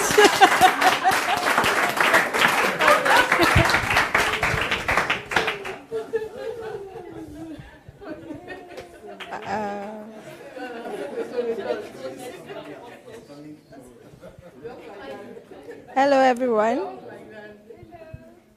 Hello, everyone. Hello, Facebook friends. My name is Tausi Gifts. Thank you so much, sir, for this wonderful message, and thank you for the privilege to also share my opinion on what I have actually gone through, like what we practice in church that I thought was true. So I just listed a few, and one of which is... You have to listen to this girl. Anytime she comes out, she has the word of truth in her mouth. So I take her word serious. One of which is, place your hands. Okay, can you hear me now? Okay, one of the stuffs we practice in church I thought was true. Truth was that they will ask us to place our hands on the floor. I've never heard of that one though. And we all would do, and we will start praying. And what are we praying for? Generational reverse, of course. Mm-hmm. Put your hand on the floor. Yes, and make sure your hand touch the floor, because if it doesn't touch, yeah. The concrete ground or the raw concrete that's the floor. Okay. Yes, sir. So you pray so that your generational curses will be reversed. So it's not because of Jesus. No. Jesus, it's not what Jesus did. That he had carried all curses on himself in the cross. Okay, actually, I thought these things were actually just in my church, but I visited a church, and we did the same. We did the same. I was like, whoa, this thing is not just obtainable in my own church. So it's a normal practice, and oh God, it's well. God have mercy. So we ignorantly, kabashed, speak in tongues for hours, asking God to reverse the curse. And they said if you don't do it, it's really going to haunt you and haunt your children to come. So in order for my children not to suffer, I had to do it for their sake and for my sake as well. So it is well. So another thing here, it's we drinking olive oil.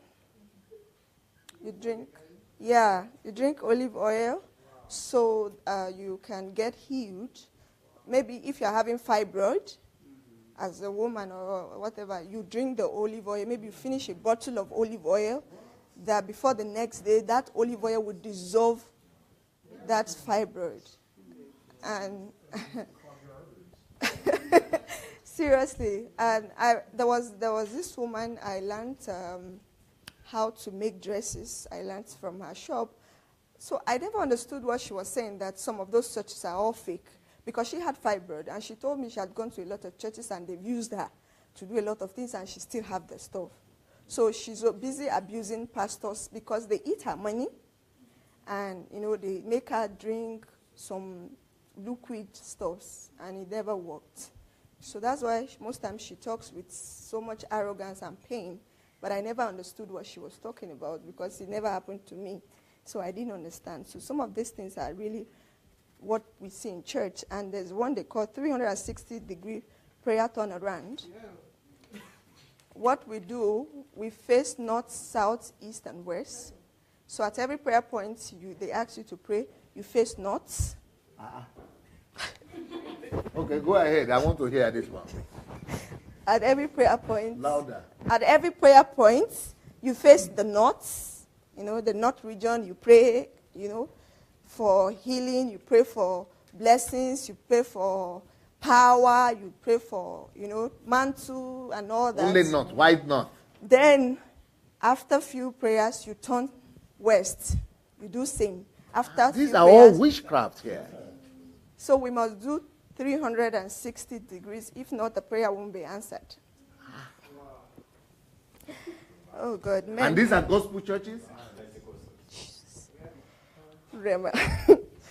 This is crazy. These are witchcraft stuff. In the name of God. Please make you continue your list. Now I want to hear. Okay, there was this one again. They said. Louder. There was this one again. They said we should take an olive oil and anoint around our houses, and then go around our vicinities and anoint the environment. With oil? With oil. Anoint environment? Yes. No, that is serious. What do you mean anoint oil? Environment. Pour it in the ground? Yes. Yes. 12 o'clock midnight. 12 o'clock midnight, you do it. I couldn't do the one That of... is witchcraft?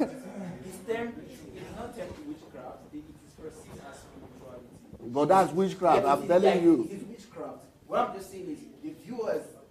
You are not, nobody's hearing you because you don't have a microphone. Oh, okay. Some people say I should keep it like this. No, Yeah. I'm saying he doesn't have the microphone. So.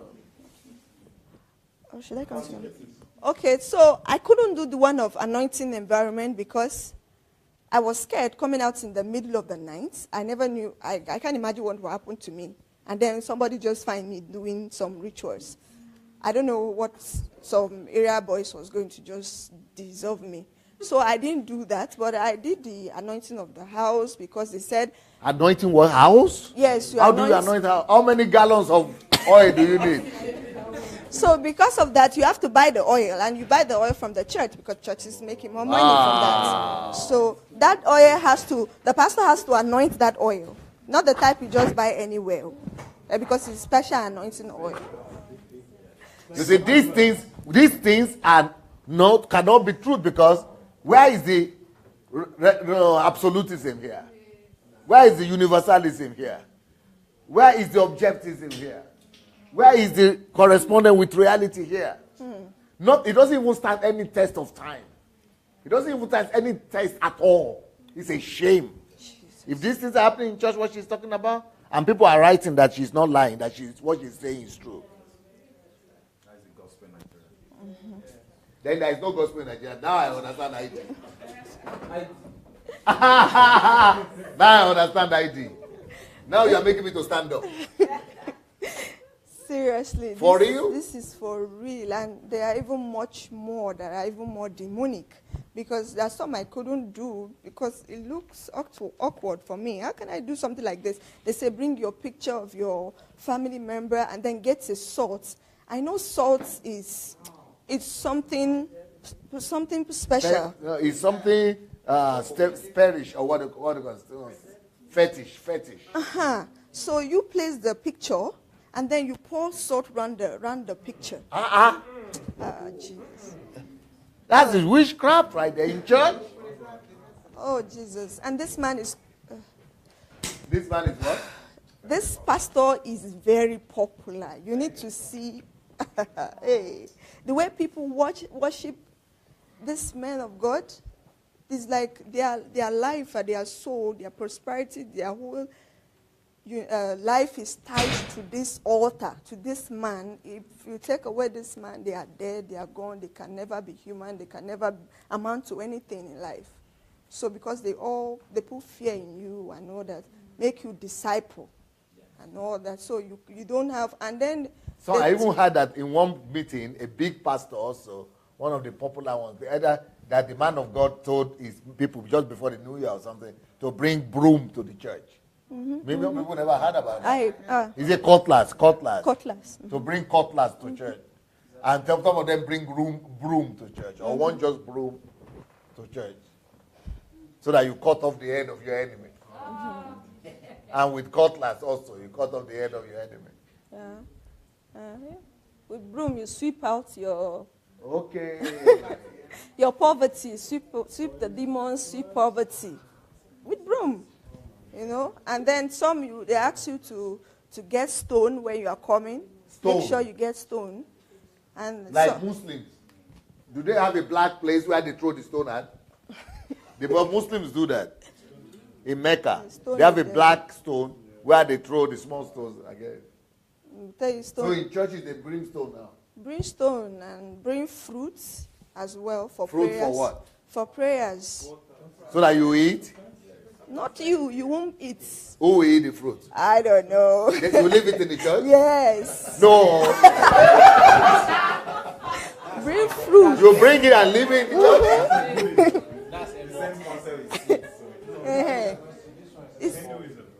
You see, you bring fruits and sometimes... Sacrifice. So sometimes I wonder where all these stuffs are going to. Are they going to throw it away or is all going to the pastors, And sometimes you bring big pack, there's the way we have packs of juice in Nigeria, it's a very big pack. You have to buy the whole big gift pack, yeah. A whole big pack of it. So imagine an environment of 10,000 people bringing a whole big pack of juice. Gift pack, the fruit gift. Wow. The fruit box. 10,000 people bring it there. Imagine.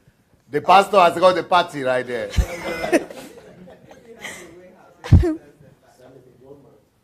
Yeah, celebration. They ask you to sow a seed that will shake heaven and shake earth, but there's a way they do it. Those who sow higher, those who sow big amounts of money have a special prayers from those who sow little amount of money. So I don't understand how God is now being partial because a man sowed something very big. So his own prayer, the pastor has to sweat to do his own prayer, while those who sowed little, because it's from their heart and they don't have much. Do you have your telephone, some screenshot of whatever you put on at a church? Can you go and find it?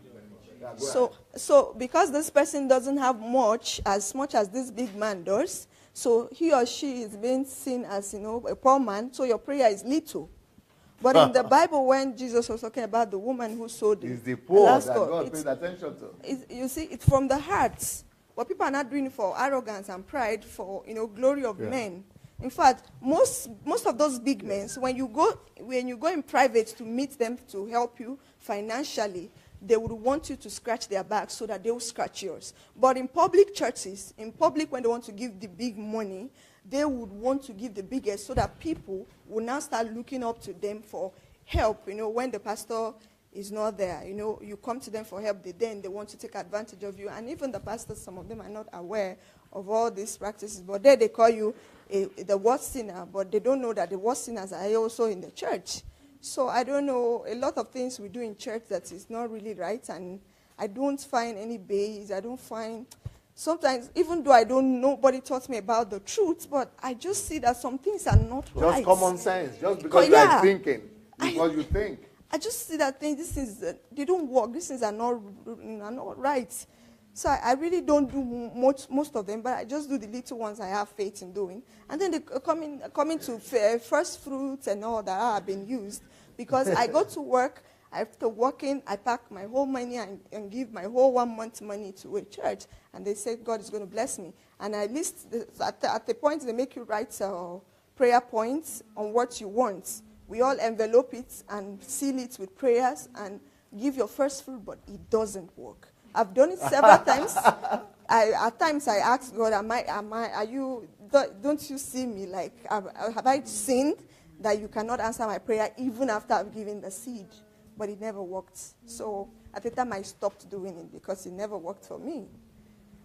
It is well. Amazing. So what is that book? Okay. 500 plus. Yes, tell us about it. This one is even different too. What was that? This one, there's no... Explain from the beginning. There's no end to this one that success has brought now. So, but I don't know, probably it's the one. I mean, if you look at the titles of events. Leave me and let me drive my car. That's like a revival event. Prison Break, season 1. Give me a spouse or I die. Uncle, wait till I do you. Then we have Operation Point and Kill. 30 days of explosive prayer and fasting. 30 days of what? Explosive prayer and fasting. That's the Operation Point and Kill. We have Who Stole My Wedding Gown? I think the one success is going to bring later is another one. Then we have obituary service. Obituary service. Obituary for who? Pastor Derek is laughing so hard. Then we have... It's crazy. Singles bonanza. I must marry.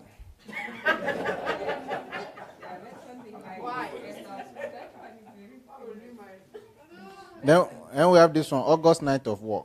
Tied down in the village but needed in the city.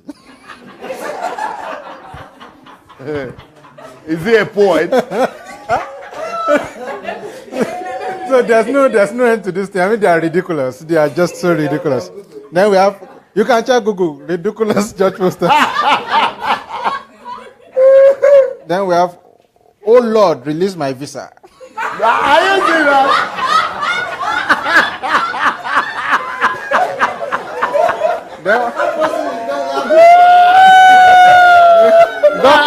God has become a consular agent. He works in American embassy now. I mean, they are just ridiculous. Then there's one here. Koboko night. My father, that witch must die. What? Koboko night. Who must die? That witch must die. Witch. Witch. Then we have Marriage is Possible conference. Then there's a ministry called Jesus Elections Ministry. They want to replace INEC. Then we have the burial of Satan.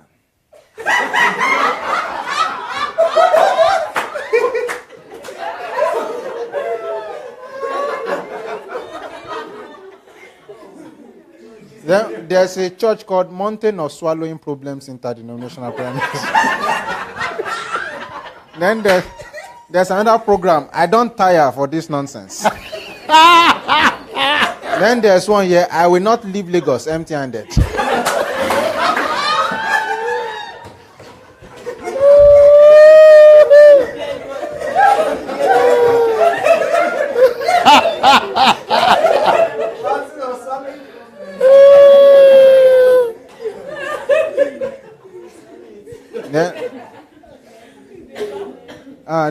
This one is what? Jesus Christ is an Igbo man. Visits God's Kingdom. God's Kingdom Christian Center. God's Kingdom Christian Center. So they discovered that Jesus is an Igbo man. Then there's this one, Laboratory Church of God. Then there's this program, if not Jonathan, Women Development Center. They are churches. Then First Nigerian Church of the Crazy Mother. This one is another one. Then obituary announcement. The entire family of the Satanic Kingdom announced mass burial. Then war against delay. This beautiful sister must marry.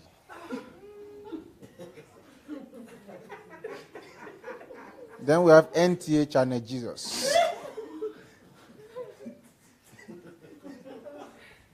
There's EFCC Church here. Making your life beautiful. EFCC Church. And, I mean, they are so ridiculous. So ridiculous. So ridiculous. Let me marry or you die. Emergency wedding. Then there's this one here. Waiting I do you. Now you they do me. You go die, oh. I be you want Chris.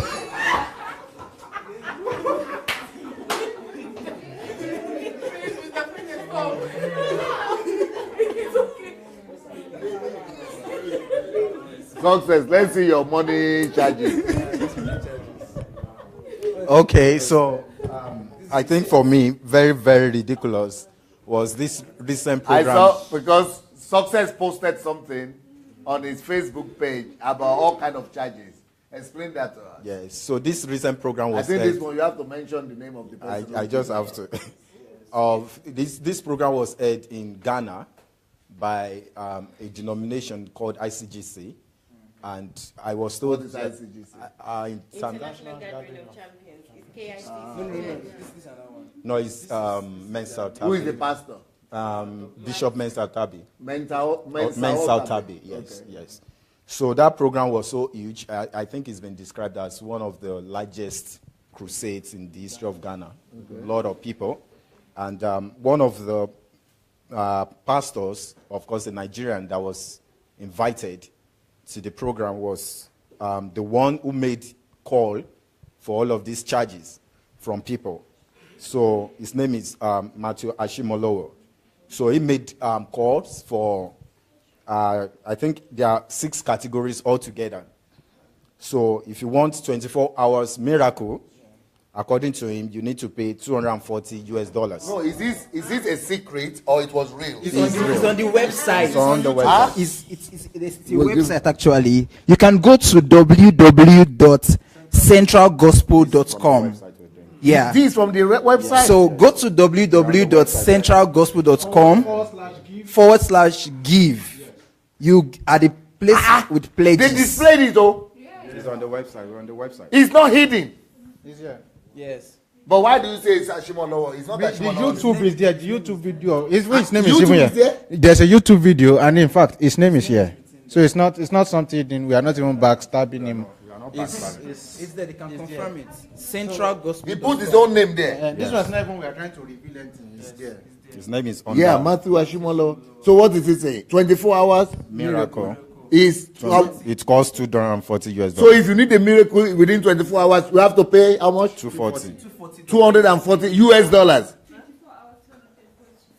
You know about it? No, I'm just saying that it's $10 Per hour. $10 per hour. Oh, $10 per hour. Ah, okay. That's true. Power bill. $10 per hour. So you have 24 hours, 240 for to get a miracle? So if the miracle doesn't come, would they refund my money? That's the problem. That's the problem. Huh? That's witchcraft. Paying to get. That is what Simon, Apostle, And in South America, the witchcraft South America is so similar to this because you go and you present an offering or you present money to the. Even in the Acts of the Apostles, Peter or Paul said, "Your money perish with you." Yeah, yeah. Because you want to get the gift of God for money. Yeah. And in those churches that are part witchcraft and part whatever, they go and they bring money as an offering in exchange for that person who is. How could Central be doing this? Because Otabel used to be seen as somebody who was even preaching the other day against some of these things, and he's practicing it himself. Okay, go ahead. When we have seed of completion. What is completion? Seed of completion. What should be completed? I don't know. Oh, any project you have, or what? Yeah, maybe. If the 24-hour miracle is not complete, maybe there's a delay. Maybe there's a delay in the accomplishment of what you're doing. So how much? Okay, for completion of your project, how much? $520. $520. Yes. US dollars. To pray for the completion. What about if it didn't complete still? What's the guarantee? Okay, continue. Then seed of perfection is 70. Perfection of what? What's perfection? Maybe completion, so I don't know. For you to be perfect. Maybe complete and perfected. So how much for completion? That is $70. $70. Yeah. That's the cheapest. It's the cheapest. So then 100% life improvement is $100. $100 for 100%. life improvement, 100%. What does that mean? How do you measure that? If you have 2 cars, you have 4, I think. If you have 4 cars, you have 8 8, now. yes. I think so. Yeah. How much is that? $100? $100. And this is written in the website. Yes. Yeah. It's not possible. No, somebody can actually. This is a. Okay, go continue. Then you have for 1,000 times more, you have $1,000 US. If you are not satisfied with 100. If you want 1,000 times more, Premium. it's $1,000. Then the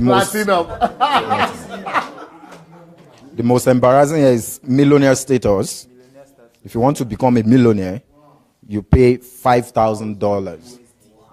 And they will give you $1 million back? No, it's just for you to. No, go and show it to the camera. They won't give you $1 million. You just have to hope. Bring the microphone while you are showing that. Let them show the site so that everything will be visible. Nada pakazat kako je site. Stranice silku. Nazvane. If si ostanoje. I se kartinu. Što bila vidna. Ni vidna еще. You come close. Go close to him. Ploha vidna. You can't get closer. Yeah, ocean. Yeah, leave it like that. Yes. Yeah, that's it. That's what it's doing.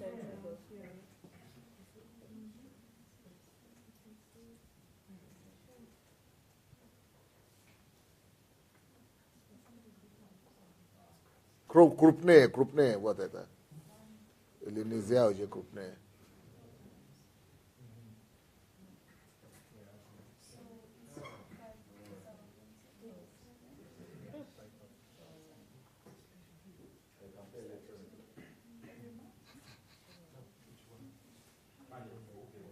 Yeah, put those ones, yeah. Let it be like that. Yes, pledges.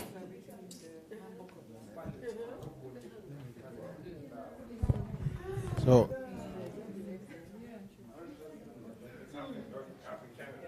Wow. Go ahead. oh, No, yeah. Okay. so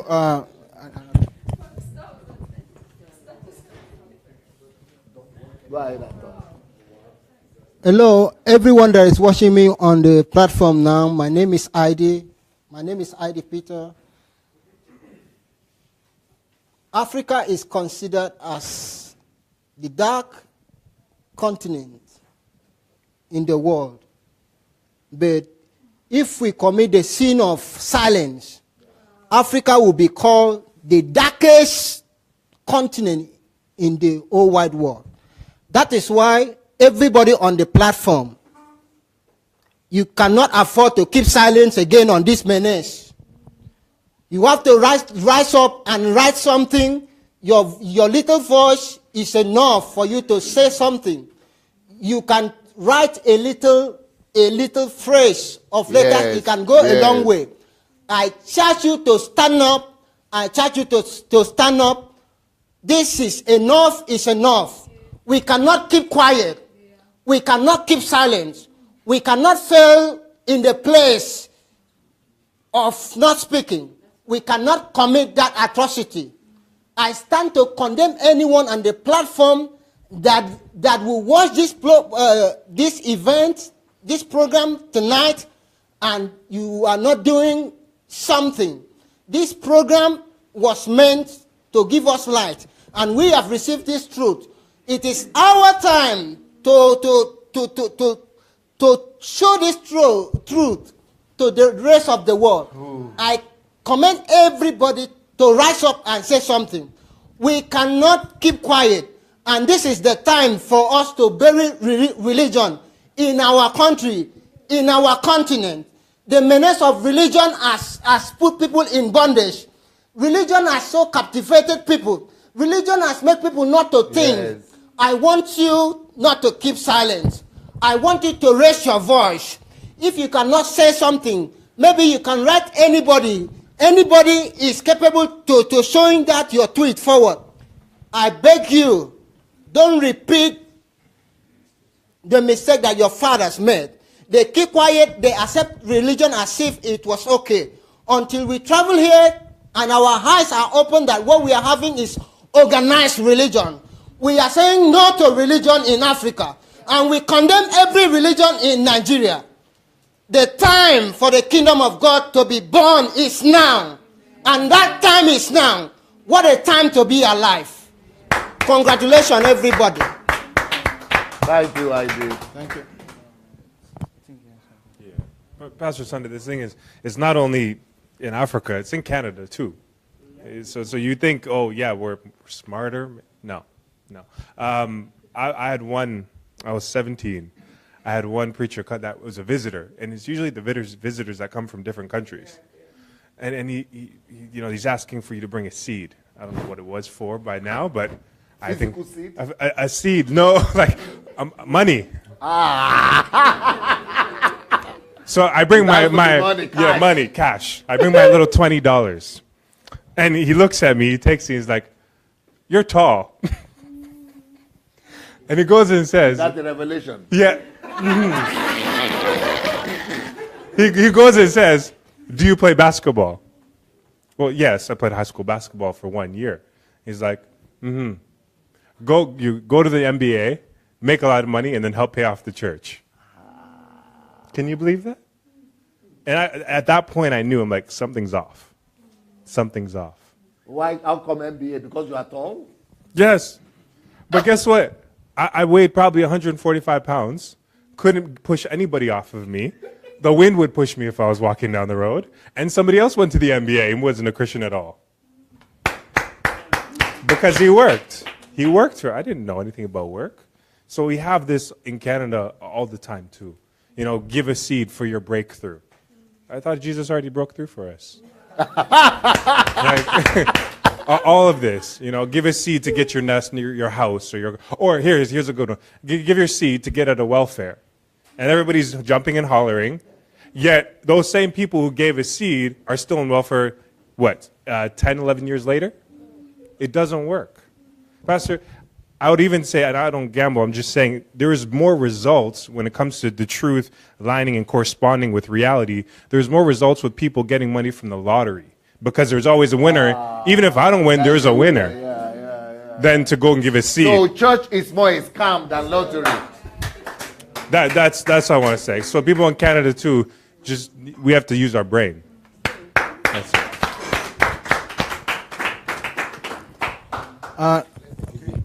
Sorry. Well, because he was talking about Canada, I want to add another example that happened in Toronto specifically. And this specific church, what they do is they ask people to go on trips to Jerusalem to pray there for miracles. But because they have no money, they tell them, okay, go and pray and go to the bank and ask for a credit card or a loan, and God is going to provide that. And if you need to quit from your job, do it, because you are going to go and pray in Jerusalem, and when you come back, God is going to give you another job and money to pay your debts. Around, turning 2 or 3 years later, all people were in debt. And some people started saying, okay, I got a miracle after they came back. I got a miracle. I went and opened my Bible, and I found $600. Yeah, probably this person forgot that, I don't know, tax returns or something were there. What miracle is that?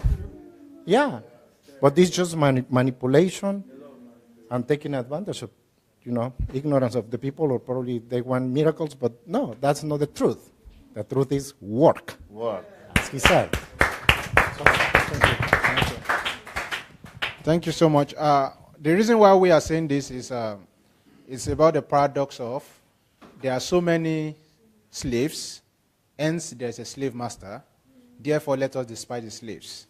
Or there's a slave master, and therefore there are many slaves. Let us despise the slave master. We have realized that despising the slave master doesn't do much. But if we despise the slaves, if we present the slaves the truth, probably one day they will think and there will be a revolution. And that is why we are doing this. Because calling a meeting of all these pastors won't solve it. They are still men who make their own decisions. Harriet Tubman, yeah? Yeah. The woman in America who saved all the black slaves. She said, I saved 1,000 slaves. I would probably have saved another 1,000 if only the slaves themselves knew that they were slaves.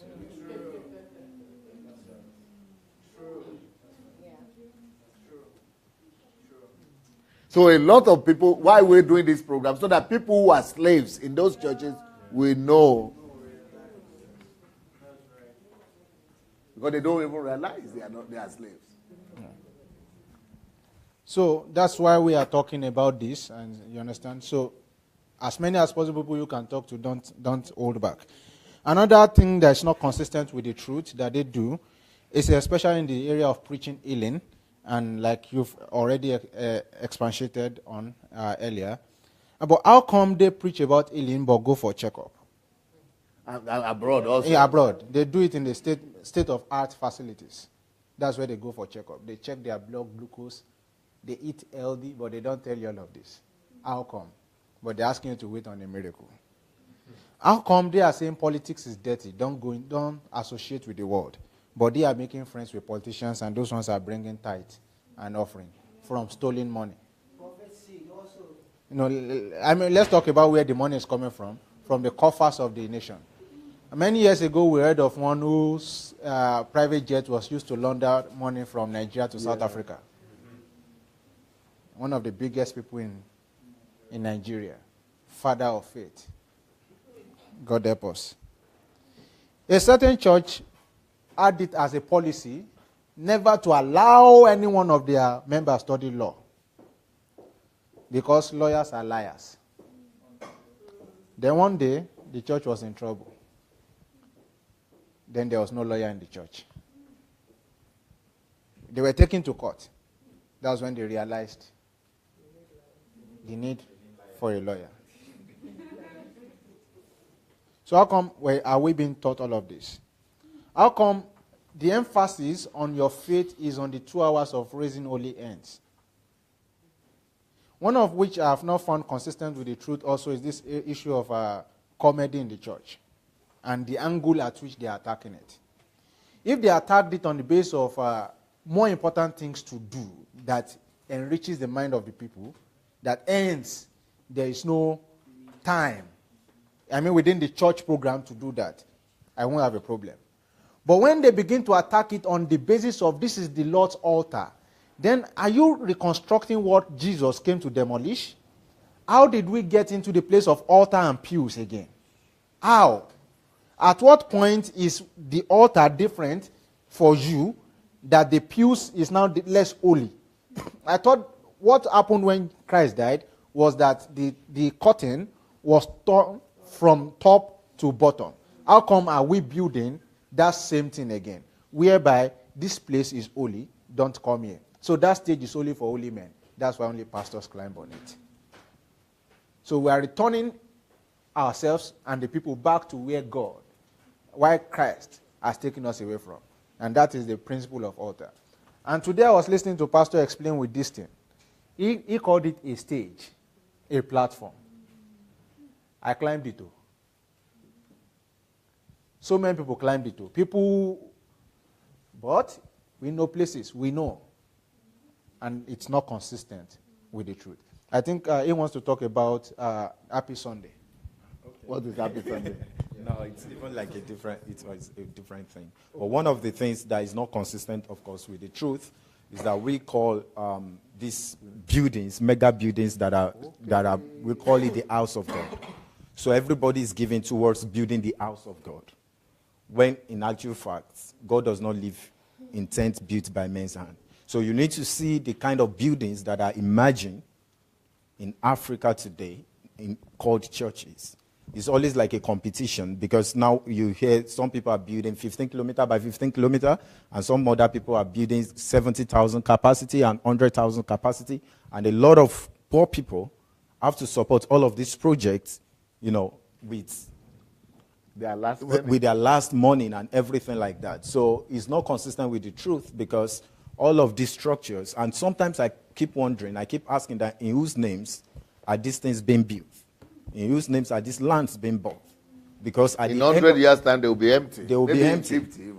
So, maybe even in 20. And even if we look at some of those superstructures of yesteryears, today... In Europe now, Muslims are taking it over. In fact, when the Crystal Cathedral used to be perhaps the biggest... the most beautiful church building in the world. At that time, Crystal Cathedral, it was the talk of town in Los Angeles. A few years later, they went bankrupt, and they had to sell that building. It was almost bought by a university that wanted to use it as a museum, for an art museum, before the Catholic Church had to save them from that. So the Catholic Church eventually bought it. So basically what I'm saying is all of these contributions, thousands and millions of dollars or naira that people are contributing to these mega structures is just a waste of money. Because at the end of the day, it amounts to nothing. Eventually all of these buildings, they get acquired by somebody else or sold by the family of the man in charge. So we need to understand that God does not build intent built by men's hands. We need to stop building structures, and we need to start investing in the society itself. We need to start building people. So that is one of the things that, for me, is not consistent. Wow, amazing. Well, this is one that really gets to me, and it is the total shift from God's idea for the church. And what is this? God's plan and God's idea for the church is to be a place where sons are raised and they are released to take over and to dominate in their spheres of influence and to actually take their promised land for the kingdom. But the sad thing right now is that the church has become a place where people are enslaved, and where you have a vision to fulfill and you want to fulfill your vision, then they see you as someone who is bringing division to the church. And so they go like, die vision, true vision. So if you are in this church and you have a vision, then you are bringing division to the church. And so by that, what they're saying is, you can't have your own vision. So if you belong to my church, you belong here. So you have to just take my vision and then take it around.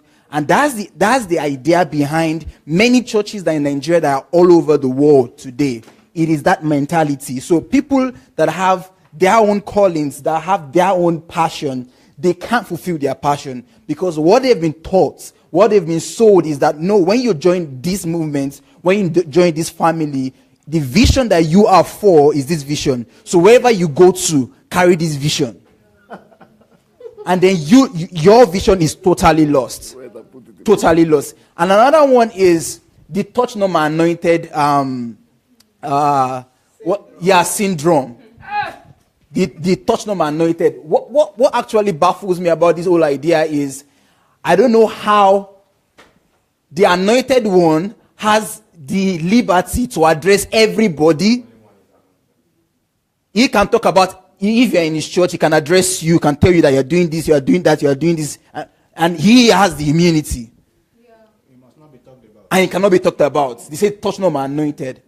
And then I'm trying to figure out how come it is one person that God has anointed and everybody is anointless. But the last time I checked, I figured out that if we're talking about anointing, if Jesus has said, as he is, so are the pastors in this world, then that will have settled it. Or as he is, so are the senior pastors. Then maybe we'll understand that, okay, as he is, so is our senior pastor. So we are not like him. Or maybe if he said that the works I did, only the pastors will do greater works, then that will make sense. But the last time I checked, he didn't put it for just pastors.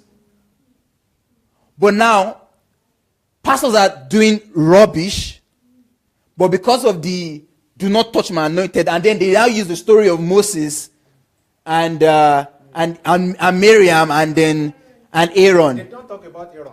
You know, they won't elude. Because why did leprosy not catch Aaron? Maybe they were two talking. But Aaron, nothing happened to Aaron. Because he was wearing a priestly garment.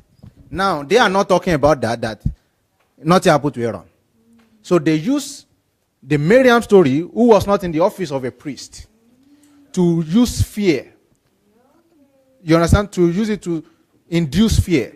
When indeed even Joel prophesied, and those who have ear heard at that time, that in the last days I will pour out my spirit upon all flesh. Not one. How be it that we now have special people who are anointed, and we now have Miriam. So we are divided into the offices of Moses and Miriam's. Eliminating what is indeed what God has called us to be, priests. The office of Aaron. That you can have an opinion the same way they have to and share your opinion. To add to what my brother was saying, they now misquote for us Ephesians chapter 4. And in Ephesians chapter 4, it says we've been given gifts were given unto men. To some were given pastors. And they mentioned the fivefold ministry. Now, they now make that fivefold ministry the ministry. When indeed and in fact, the fivefold ministry is a part of the ministry. Because if you read that, it says, for the perfection of the saints, for the work of ministry. But these saints that have been perfected are indeed not the gift. So the gift were meant to perfect men for the work of the ministry. Because Romans chapter 8 describes what the work of the ministry is. To satisfy the cryings, the yearnings of the creature. For the earnest manifestation, for the earnest expectation, awaited the manifestations of the sons of God. That manifestation of the sons of God in different spheres of life is the ministry. And that's when pastor begins to talk about the dignity of labor, your work is your ministry. How can I represent God in politics? How can I take God to finance? How can I take God and apply his principles in agriculture? How can I take God and apply his principles in aviation? How can I take God and apply his principles in photography?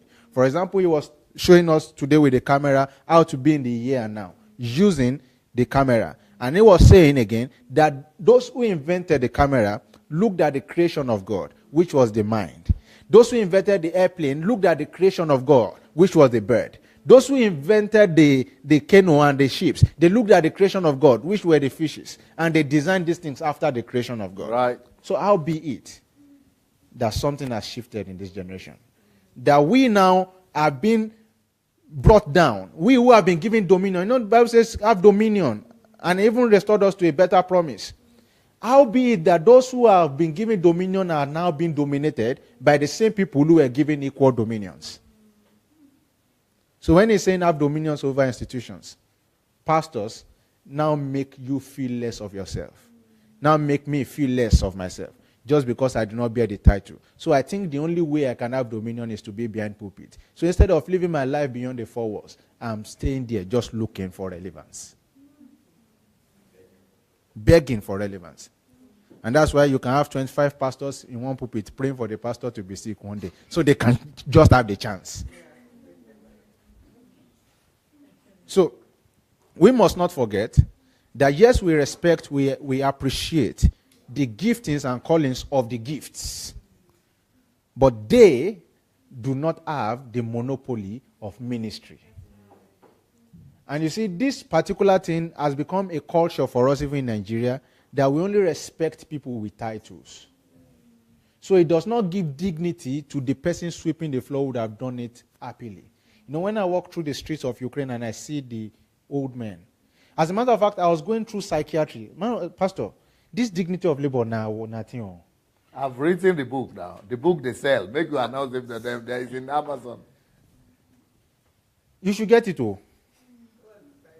Dignity of labor. So, in psychiatry hospital, I was walking to the hospital. Do you know patients, they still will not sleep in the ward saying they are patients too. They will still take broom and be sweeping the street of the hospital because work has been inculcated in them. So they still want to find a way to contribute to the society, even though they are sick. These are mentally deranged people who we call mentally deranged people. We in Nigeria will be walking on the street.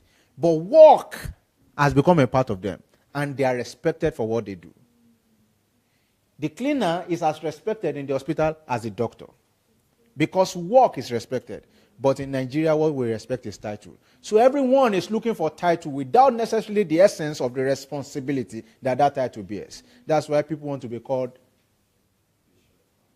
fathers without necessarily being a daddy. They want to bear the name daddy without the responsibility of fathers. They want to be husband without the responsibility of being the head of the family. So that's why they always command and respect without necessarily deserving it. So because they do not deserve it, the only way to get it is to instill fear. Because people know who to respect.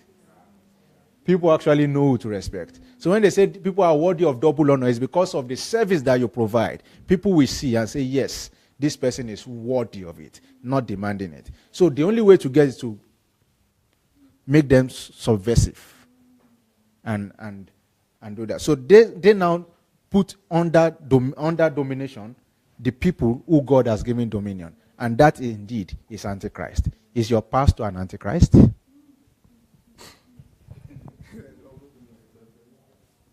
Hello, everyone on the platform.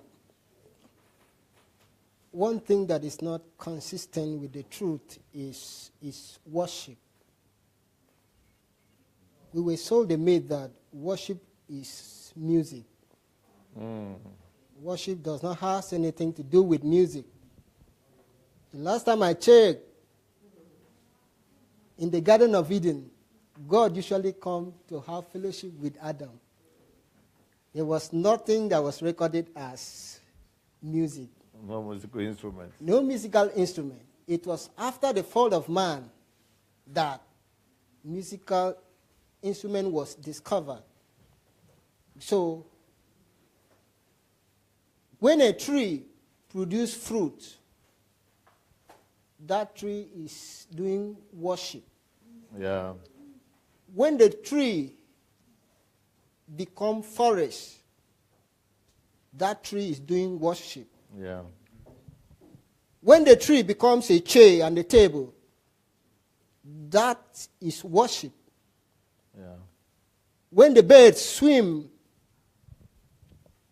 in the sea and ocean, The fish. When the fish swim in the ocean and the streams, that is worship. When the bird flies, that is worship. So, to us, worship was like music, but it's not consistent with the truth. So, doing your purpose, doing what you were meant to do, the dignity of labor, what you were built to come and accomplish on the earth, that is worship, not music. And another thing I want to talk about that is not consistent with the truth is service to God. Because we were looking at maybe serving God in the four walls, doing something in the church is service to God. It's not consistent with the truth. Even the atheists, they are serving God with their invention. The last time I checked, the unbelievers, they are serving God with the gift that God asked them to do. The last time I checked, even the Muslims are serving the Almighty God because of his ideas that they have been able to conceive and bring it forward. The last time I checked, service to God is you doing what is in the mind of God, bringing it into manifestation. That is service to God. And the last thing I want to say that is not consistent with the truth is a position of prayers. Maybe you have to go to altar or you go to anywhere to pray. There is no special place for you to pray. As a matter of fact, you are a mobile temple. Yes. You are a mobile temple. That is who you are. So you don't have, okay, for example, maybe you have a place in your house that you used to kneel down and you say, nobody should come to this place. Nobody should, this is my, but okay. What happened that when you travel, will you still come to that special place to pray? And so you are the mobile praying temple. That is who you are. That is what is the truth. And the truth has come to set every one of us free. Wow, amazing. Let me use this book, Pastor, to share the last one, or from my own end. Where there is a problem, there is money. And one other book that we had a review with you on, that problem is the shortcut to prominence. You know, one of the greatest deceits in churches in Nigeria and maybe beyond is that God wants to take away your problems. Mm-hmm. And that God wants you to have a wonderful life. Well, problem-free life. Problem-free life. And then that becomes the prayer. That becomes the desire. And so we're rushing to church to pray that God takes away our problems.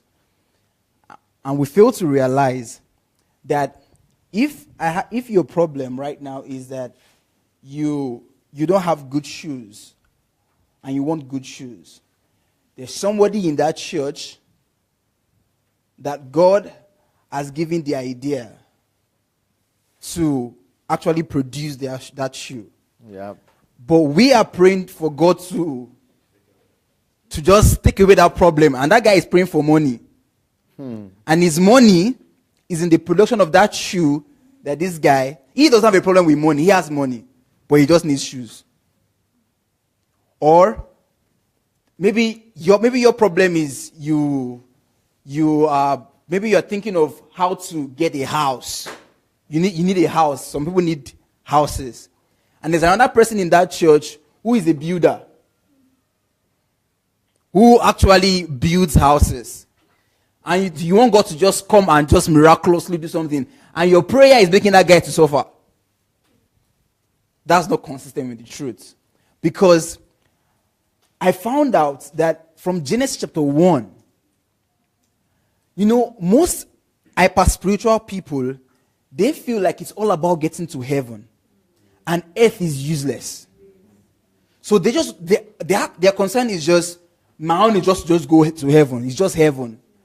And then I discovered that God himself, his first interest that I saw in Genesis chapter 1 is earth. That was his first interest, was to solve a problem on earth. In Genesis chapter 1 verse 2, we saw that the earth was null and void. There was darkness. There was chaos on the earth. Literally, there was a problem on the earth. But even God himself was so interested in this earth that he provided a solution to the earth. He was not even living here. But then we that he has actually sent to this earth, and he has said that the heavens belong to me, but the earth have given to the sons of men. So we want to escape. And there are problems all around us that actually, where those problems are, actually there is money. So when I understood that, I should stop praying away problems. If I discover a problem, for me, if I cannot provide solutions to that problem, I must look for someone that can provide solutions to that problem. Because in that problem, as I provide solutions to that problem, that is where the prominence is. That is where the money is. But in churches now in Nigeria, or even beyond, the daily stuff is deliverance. Your problem will stop. Your problem will end. But that problem actually is a blessing in disguise. Thank you so much. I think that is very profound, because the point of our problems is the point where religion takes advantage of all of us. The things that we have discussed tonight that are not consistent with the truth wasn't what the people of the previous generation were, but all of these things began to happen just immediately after the Second World War, because the Second World War came with enormous poverty, disease, and death.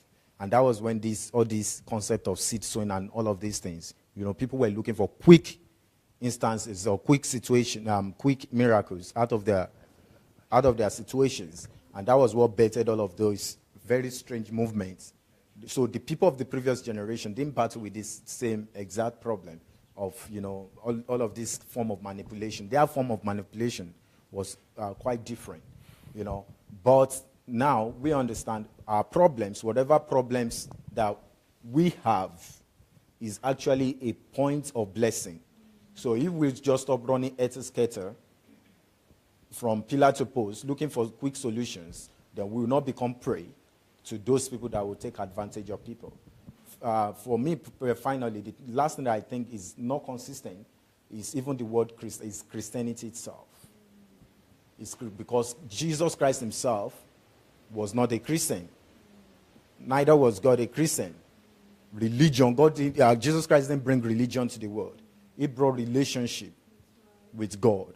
So every other thing, all of these organizations and many of the things that came forth is just man's own imagination. It's not consistent. Like, I think this evening is also one of the articles I'm working on, basically on this, who is a Christian doctor, who is a Christian musician, who is a, what do you call it? Who is a secular musician. Even some of those things have been misused. Because one of my friends is doing business and was asking me, how do I incorporate the values of the kingdom into what I do? And I say it's very simple, because you want to be a Christian in what you do. Excellent. So if someone is a taxi driver, how does he incorporate? How does he become a Christian taxi driver? Are you going to say, I'm just going to be carrying just Christians because I'm a Christian taxi driver, so it's just Christians I carry? Or because I say I'm a Christian doctor, I only attend to Christians? Is that what makes me a Christian doctor? That isn't what makes you a Christian. So it's not about beating patients with Bible on their head. It's not that as a taxi driver you say it's only Christians I carry. Same way, why should it then be that a Christian musician will say, no, I only produce music for Christians? I don't know if you get the logic. So there is nothing like that. Your assignment, if you are truly a Christian musician, in the real world of it, is to bring your depth of relationship through music to the world. I went with some of my friends to there's this Ukrainian music house, I think Anopra they call it, and I was there for about 2 hours with some of the guests and all that, and it was a very cool, excellent time. These people were highly professional. I didn't understand most of what they were singing, but it was just the atmosphere in that place, and I thought this is what Christians ought to be doing. We ought to bring the value of, wherever we are, everyone should be attracted to what we do. So what makes you a Christian musician is not because you are singing about Jesus or you are screaming Jesus in your music. What makes you a Christian musician is that from the place of relationship, you can use music to blanket the entire world. That no matter who they are, as a Christian taxi driver, that when you carry me in your taxi, I can see Jesus reflected in your service, in what you do. I can see love. I can see the acceptance. I can see all of these things you have brought from the place of relationship. So that's it for me. The word Christianity is, many of us, we bear the name Christian, but we are not consistent with what it takes to be a Christian. And lastly, let me add, one other thing that is not consistent with the truth is many religious organizations in Nigeria and Africa are teaching people to focus on heaven, that they want to make heaven. But one of the questions I asked my pastor, and he repeat again, if I usually take some okokoro, I asked him why we want to go to heaven, so why are we building this massive building? When the rapture comes, will it rapture the building? So that is not consistent with the truth.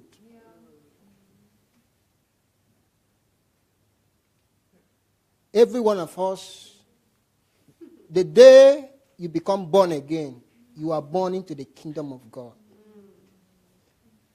If God wanted to take you to heaven, he would have just killed you, he would have just died and go to heaven that day. Death is just shortcut to heaven. But this so-called men of God that they are telling you, we are preparing you to go to heaven. If the year one comes up like this, they are building mansions on the earth. They are building more. And they want to go to heaven. And they want to prepare you to go to heaven.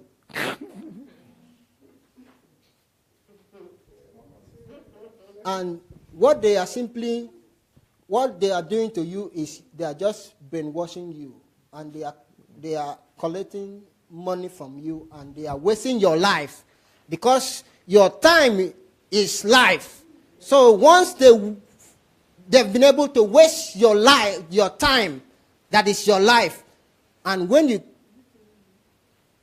you climb to a period of you are a manhood, you will sit on a chair and regret every day of your life.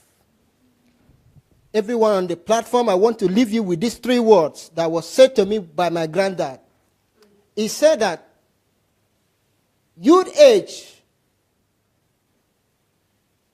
blunder, manhood, struggle, and old age, regret. Let me repeat that again. He said that youth age, blunders, manhood, struggles, and old age, regret. So what the churches are doing to you, they are busy filling your life with activities that is not helping your purpose in life. So once you get to that point, regret will be your portion. And I don't want you to buy to that myth. Your life is not meant for you to go to heaven. You were supposed to solve a problem on this earth and leave your mark. So stop focusing on going to heaven. Solve a problem on this earth. That is why you are here.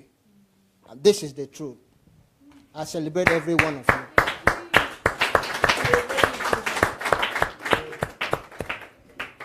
Wow, wow, wow, wow. You shall know the truth, and the truth shall set you free. You shall know the truth, and the truth shall set you free.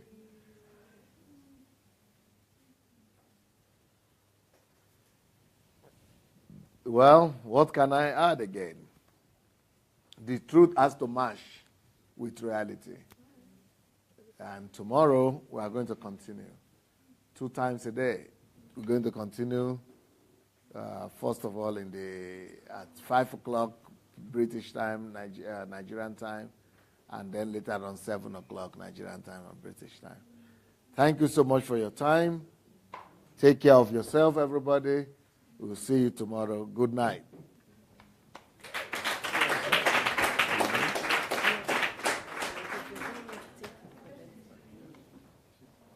Okay. Thank you.